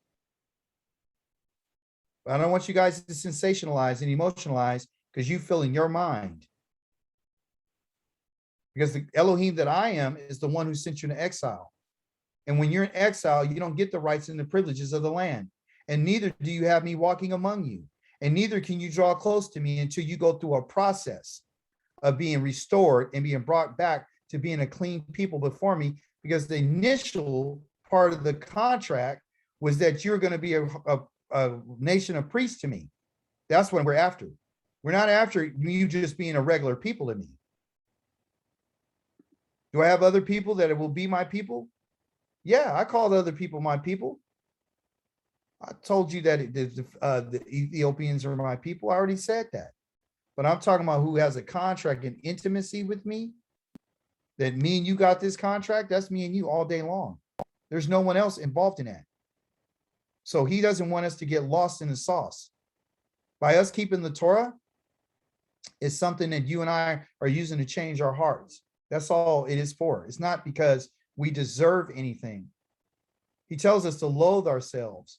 And we're finding a very hard time to understand. It's like we think if we keep the Torah, then he owes us something. We believe he owes us something. He don't owe us anything. He doesn't owe us nothing. Nevertheless, I will leave a remnant. Yeah, some who will escape the sword among the nations. When you have been scattered throughout the countries, those of you who will escape will remember me among the nations. And that's what you're doing. You're remembering him. We escaped and we're remembering him among the nations where they've been exiled. How have I been broken? How broken have I been over their whoring hearts? Because that's what we've been. That left me. And over their eyes that went a whoring after their idols. Guess what they're supposed to do? They are going to loathe themselves. They're going to loathe themselves. They're going to be disgusted at their practices. They're going to be sad, and they should be. But as long as you say that I'm with you, there's no time for loathing. There's time for dancing and celebrating. No, loathe yourselves for all the evils they committed in their disgusting practices. Then they will know that I, Yahweh, I am Yahweh. It isn't for nothing that I said I would bring this calamity upon them. How can you say that he's with us, but yet we're in calamity? You can't say that because he's not with us. Not in that capacity. He's having mercy on us because he is a merciful Elohim. He is compassionate. He is long-suffering. And by no means at all am I discrediting his attributes, because he says he is that. But he's not going to let anybody get away with a crime. We're in a crime state, okay? And we can say, well, he's our father. But yeah, he is our father. But right now we're in a time of discipline. Right now there's no hugs and kisses. We don't get the hugs and kisses till we go back home. Yeah, he's our father. Yes, he's our husband, but we're a whore that's been idolatry. We got to get washed up and cleaned up before we come back. Well, but if we don't, if we ignore that, then why are we here? Why are we here if we want to acknowledge that? We have to acknowledge that. And if we don't acknowledge it, God says you ain't learned nothing. We're supposed to be here to learn, and we're supposed to be here to think. That's what he says. And this is what also he says. They defiled it by the manner of life, therefore I pour my fury on them. I pour fury on them. I'm not with them. I pour my fury on them because their blood they have shed in the land, because they defiled it with their idols. Because when you have a different type of idol, you have a different type of behavior and a mindset. I scattered them among the nation. I dispersed them throughout the countries. I judged them in keeping with their manner of life and actions. Like I said, their crimes. That's what I've done. I'm judging them. I'm not with them. I'm judged them. And when they came to those nations where they were going, they profaned my name. So that they said of them, these are Yahweh's people who have been exiled from his land. But I'm concerned about my holy name, which the house of Israel is profaning. Profaning, participling right now among the nations where they have gone. So he's with us, but we're profaning his name. Not according to the scales of justice. That's not what Yah says. Therefore, tell the house of Israel, tell them this. Yahweh Elohim says, I am not going to do this for your sake. I'm not going to do this for your sake. So, you know, you could keep the Torah, you could do it all. I'm not doing that for that. I'm not going to do this. What is he going to do? House of Israel, but for the sake of my holy name, which you have been profaning among the nations where you went. You can't escape that. I will set apart my great name to be regarded as holy, since it has been profaned in the nations. You profaned it among them. How are we profaning it? You say, well, maybe because we're not reading the Torah. No, by you being there. The nations will know that I am Yahweh. What? The nations will know that I am Yahweh. When? Before their eyes, I'm set apart through you to be regarded as holy. Now, the question is, have we set him apart as being regarded as holy? Does the nations know who he is by you and I keeping the Torah? No. There goes that argument. We're profaning him, but the only time we're going to get out of profaning him is when he is set apart and when he does it. For I will take you. That's how he's going to make you holy and set you apart, is for what I will take you from among the nations. And I'm going to gather you from all the countries and return to your own soil. When the nations see this. And after I finish taking you, because where you've been living and profaning, I then will what? I will cleanse you from all your uncleanness and from all your idols. Well, I thought we gave up our idols. Yeah, you did, but it still got stained. There's mindsets that have been set in place. There's different attitudes that you and I have. We're not where we supposed to be. We're greater than what you and I think we are. We are. Yah's intention for us is far past what you and I believe. We're nothing compared to what we're going to be. We're not even a glimpse of what we think right now. You and I don't understand how bad it is that you and I had idols on us. We don't understand how profaned we have did to Yah's name by even calling on the name of another Elohim. Well, I thought I don't call on the name no more, so I'm not profaning. No, the moment you said it was the moment it's profane. We have bruised Yah's name. We have scarred his reputation. Because you and I have said that there's another Elohim. And because we did that, and because you said it, and I said it, You profaned it, and I profaned it. And he's saying, you're not going to get away with that. I haven't forgotten that, and I got to cleanse you from that. But you let these people think that if I don't say it no more, then I'm good. And I'm telling you, because you are my people, the moment you call on another name, you profane my name. The moment you bowed your knee down to somebody else, you profane my name. The moment you put a Christmas tree up, you profane my name. The moment you took a bite of that bacon, you profane my name. And all of a sudden you saying you're clean? You're acting like nothing you did needs to be dealt with. Some kind of way you all of a sudden became the genius to read it for yourselves now? You think it's because of you? You got smart enough? If it wasn't for the mercy of Elohim, none of us be reading the Torah. We don't know what profanation is. Hebraically, it means taking something and putting a scratch on it. We have tarnished Yah's name by our behavior and our manner of life and our conduct. And we're guilty. That's why he says it's not coming back for your sake. I'm only doing it because of the reputation of my name. I got to cleanse you up. And I got to give you a new heart and a new spirit and put a new spirit inside you, not because of any good that you've done. It's because that's what I choose to do for you. I will sprinkle you. I will cleanse you. I will take you. I will take the stony heart out of your flesh and give you a heart of flesh.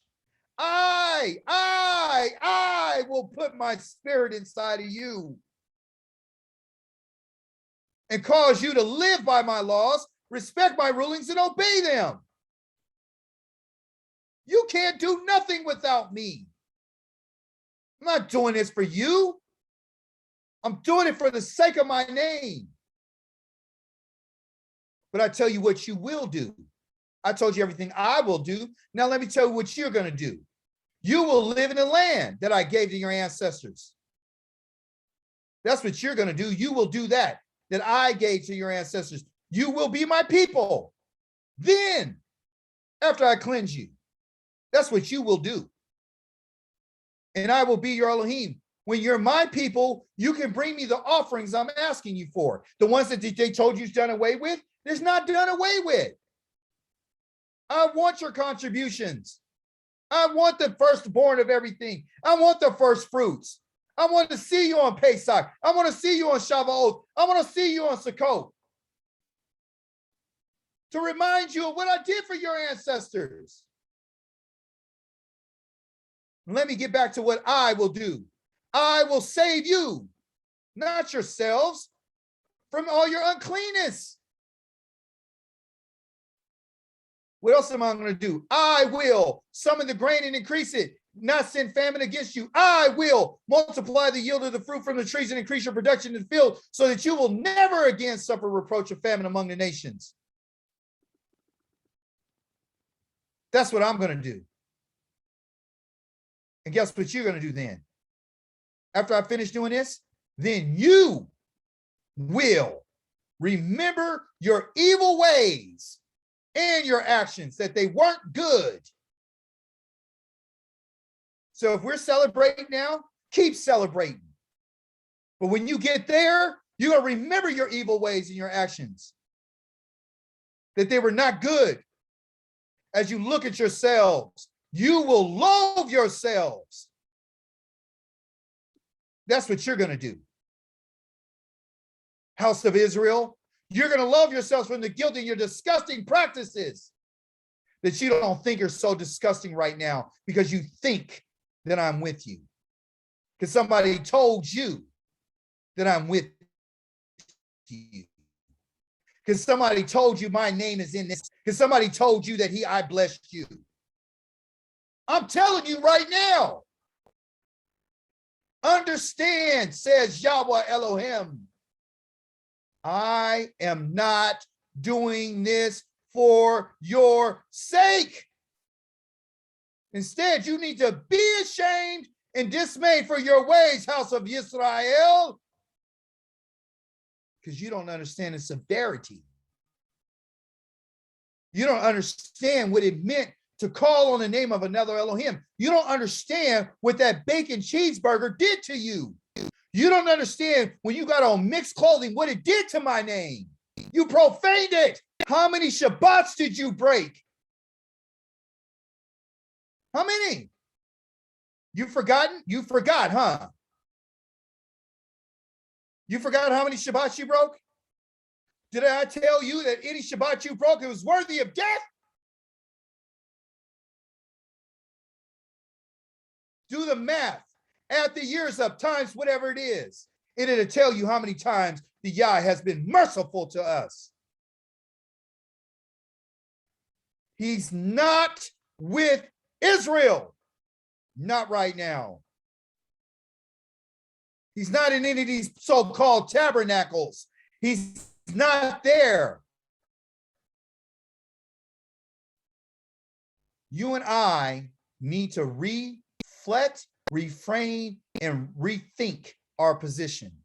You and I need to be ashamed of our behavior. We need to be dismayed for our ways and think about it. Yahweh says, when that day comes, for me to cleanse you from all your guilt, because you're not done. I will cause the cities to be inhabited and the ruins to be rebuilt, because you gotta go through the process of being made holy and guiltless. You and I won't receive nothing until we go through this process. Just like I love you, I love the land. The land was desolate, will be tilled. Whereas it formerly lay desolate by all passing by. Why was it desolate? Because I ruined it because of your manner of life and conduct. After I'm finished, then they'll say, the land used to be desolate, but it's become like the Garden of Eden. The city that's formerly ruined, abandoned, and wasted have been fortified and inhabited with who? With people. Then, the nations around you that remain will know that I, Yahweh, have rebuilt and replanted what was abandoned. I, Yahweh, have spoken and I will do it. Yahweh Elohim says, in addition, I will let the house of Israel pray to me to do this for them, to increase their numbers like sheep, like flocks of sheep for sacrifices, like flocks of sheep in Yerushalayim as in designated times. In this degree, will the ruined cities be filled with flocks of people. Then they will know that I'm Yahweh. Yah is not having it any other way. My passion, and I'm going to be very, very clear. My passion is for us as a nation of people to tell the truth. Don't get caught up in our emotions about what we believe to be right in our own understanding perspective. Everything that he just said is true. Everything he just said is true. We're in exile. We behave wickedly. We've been contaminated. We profaned his name. We have guilt on us. And anytime we say he's with us, you know what you just said? You just said he's going to accept you in your wickedness and accept you in your uncleanness. That's not true. Let him be holy and us be unclean. Let's keep it what he says. That's all I'm saying. I think you can appreciate this. Do you guys want somebody to lie to you and tell you the good things to make you feel good? So you can make you feel better about yourself because you read the Torah? Huh? You think I should feel better about myself because I read the Hebrew? Or I can write it? You think I should rejoice in that? If I did, I'll be a fool, because you got to understand our circumstance and our situation. Our situation is we're in a dire situation, people. These other people out here playing games so they can keep stuff going for themselves.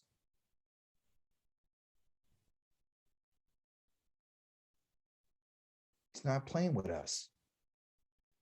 We have crossed the line. And Archibald would say this, but haven't we turned to him? Yes. Have we humbled ourselves? Yes, we're going through the process. I'm not minimizing anything that we're doing, but guess what? I'm not going to minimize what he said. I'm going to maximize what he said, and I'm going to minimize myself and humble myself to say, no, I'm not clean. Because you said I'm not. You said I profaned your name by having God's on my mouth.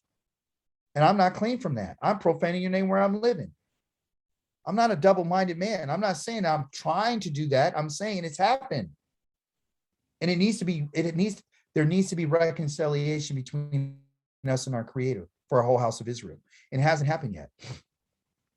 But if we're going to talk like the people in the purple, and we're going to be on the street corners telling everybody that we're holy and they're not, that's a mistake.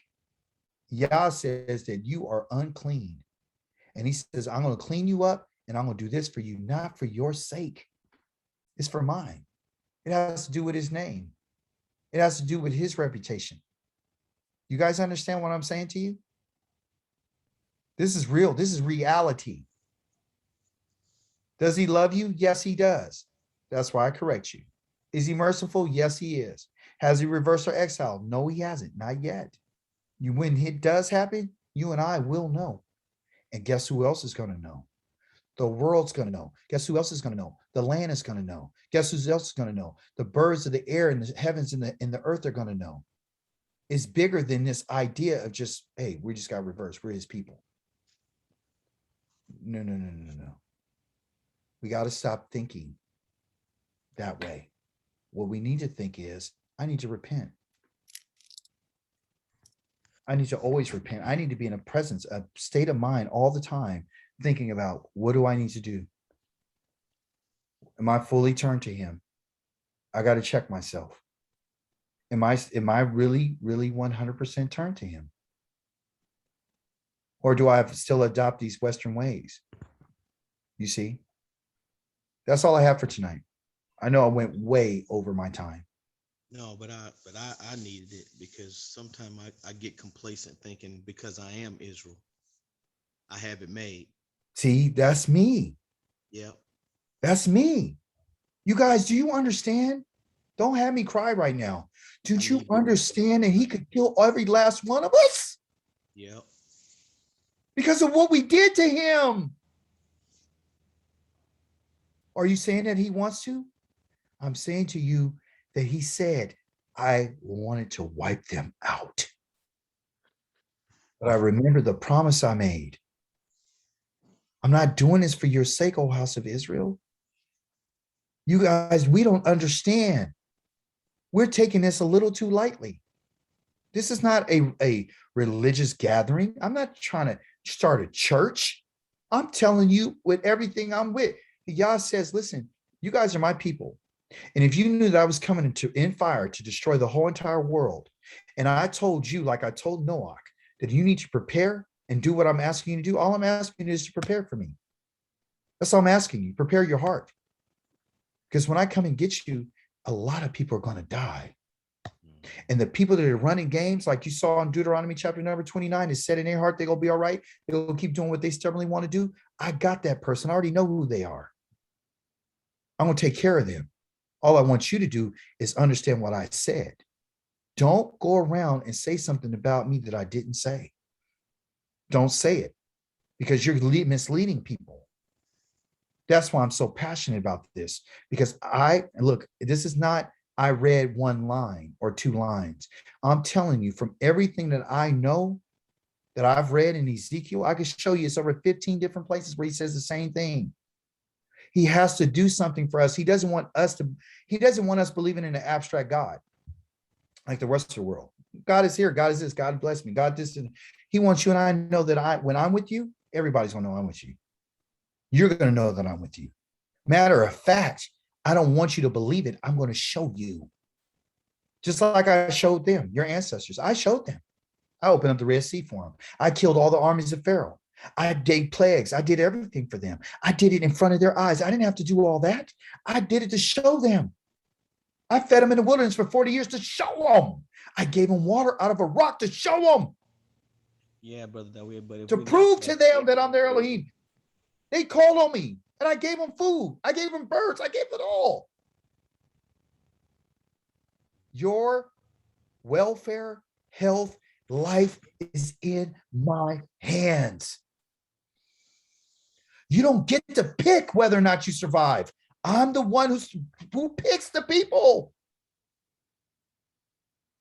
I chose you.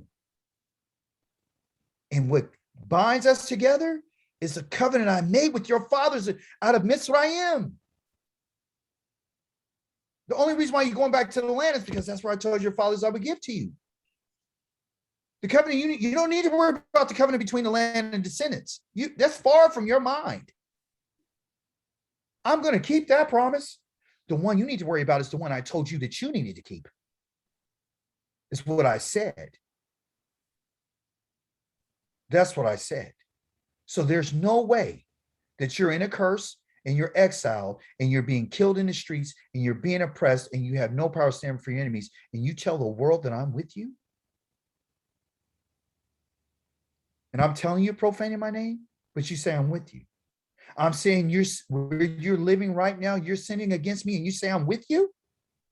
How could I be with you when you're sinning against me? Unless you don't believe what I said. Why are we sinning against you? Because we're in a state of uncleanness. I'm not talking about smoking weed and robbing people. I'm not talking about that stuff. I'm talking about who we are as a people. We're set apart for Yah. We're a very special people. And this is something that we have to break. But I can't. I wasn't given this information to be a cat and just be like, meow, meow, meow, meow. I'm going to be a lion about it. Because this is not just for you, it's for me too. It's for everybody that claims that they're of the house of Israel. Yah he's not doing this for any of us. No one of us. He's not. We have to change our minds. You understand? You and I should be repenting. You and I should be praying that Yah would be merciful.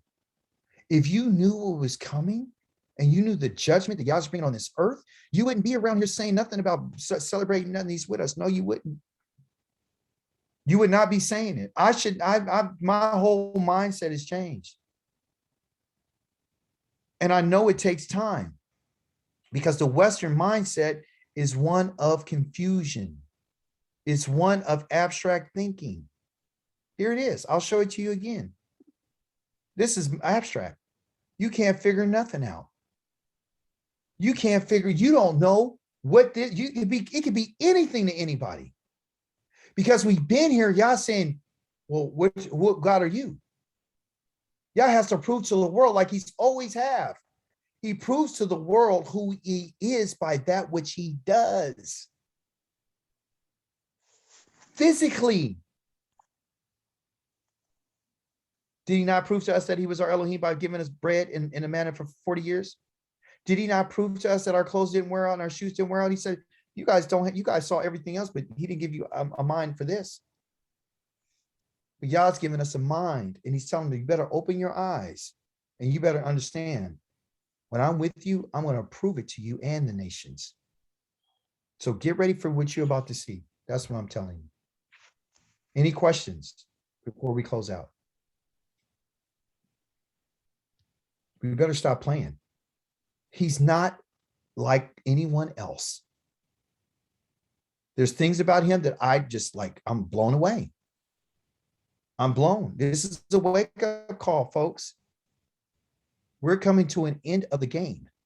You didn't get waking up for no reason. You got woke up so you can understand, I'm not going to do this for your sake. I'm not doing this because you keep the Shabbat. I'm not doing this for any other reason because of my name. That's the only reason I'm coming to do this. I'm not doing this because you pay some tithes somewhere. I'm not doing this because you read your Bible. I'm not doing this because you don't eat pork. Your salvation is in my hands. Now, if you love me, there's no strings attached. You just love me to love me, not because you want something from me. You love me because you love me. And I know those of you who do love me. As a result of loving me, you will do what I say. That's why I'm asking for your whole heart. That's the only reason I'm asking for your whole heart, because I want to be in a relationship with somebody who loves me, not because I'm going to give you something or because you're going to give me something. That's not love. Love is doesn't have that. Love is looking to the house for the protection and the safety. How could we say that Yah's with us, but yet we're in a land of our enemies? It's contradictive. How can we say that Yah's with us? I'm not saying he don't love us. He's watching out for us. But everything that we are hasn't come to pass. You're not walking around in linen and everybody in the nation say, let me take you and take me up to go see your Elohim. That hasn't happened. And for us to say that he's with us in that sense, there's two ways. Yah could be with you, right? Like you say, he's with us. Like he said, I'm with them in the wilderness because he abides with them directly. And then there's also, if you go against me, then I'm not with you. If I told you not to do something, you did what I told you not to, I'm not with you. I told you not to go and fight, but you went anyway. I'm not with you. You're going to get defeated. So that's what I'm saying. That one right there is I'm not with you. My power is not with you. I have power that I'm supposed to give to you, but it's not on you yet. So if you're saying I'm with you, then how are people perceiving me?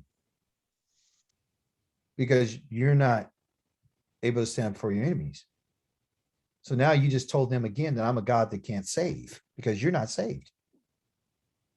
Do you see how this can spiral out of control?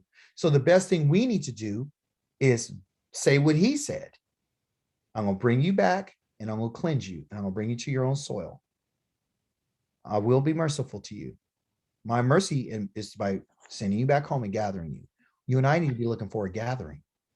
That's what you and I need to be looking for. We don't need to look for nothing else. We need to be looking for a gathering because that's your salvation. Everything else, nothing, means absolutely nothing. Keeping the Torah, good for you. Good for you. Has nothing to do with your salvation. Nothing to do with it. Nothing. It has to do with your relationship with Yah. That's all it has to deal with. That's it. And we need to humble down and accept what he just said. And if we don't humble down, that's fine. We still want to say he's with us. If you still want to say he's with you, and you're telling the world that he's with you and you believe that, one thing I want you to remember is to think about the whole entire house of Israel. And if the whole entire house of Israel can't say what you said, then you're alone on that. And guess what it is? You're selfish because you don't care about the nation. You're individualistic and you only care about yourself.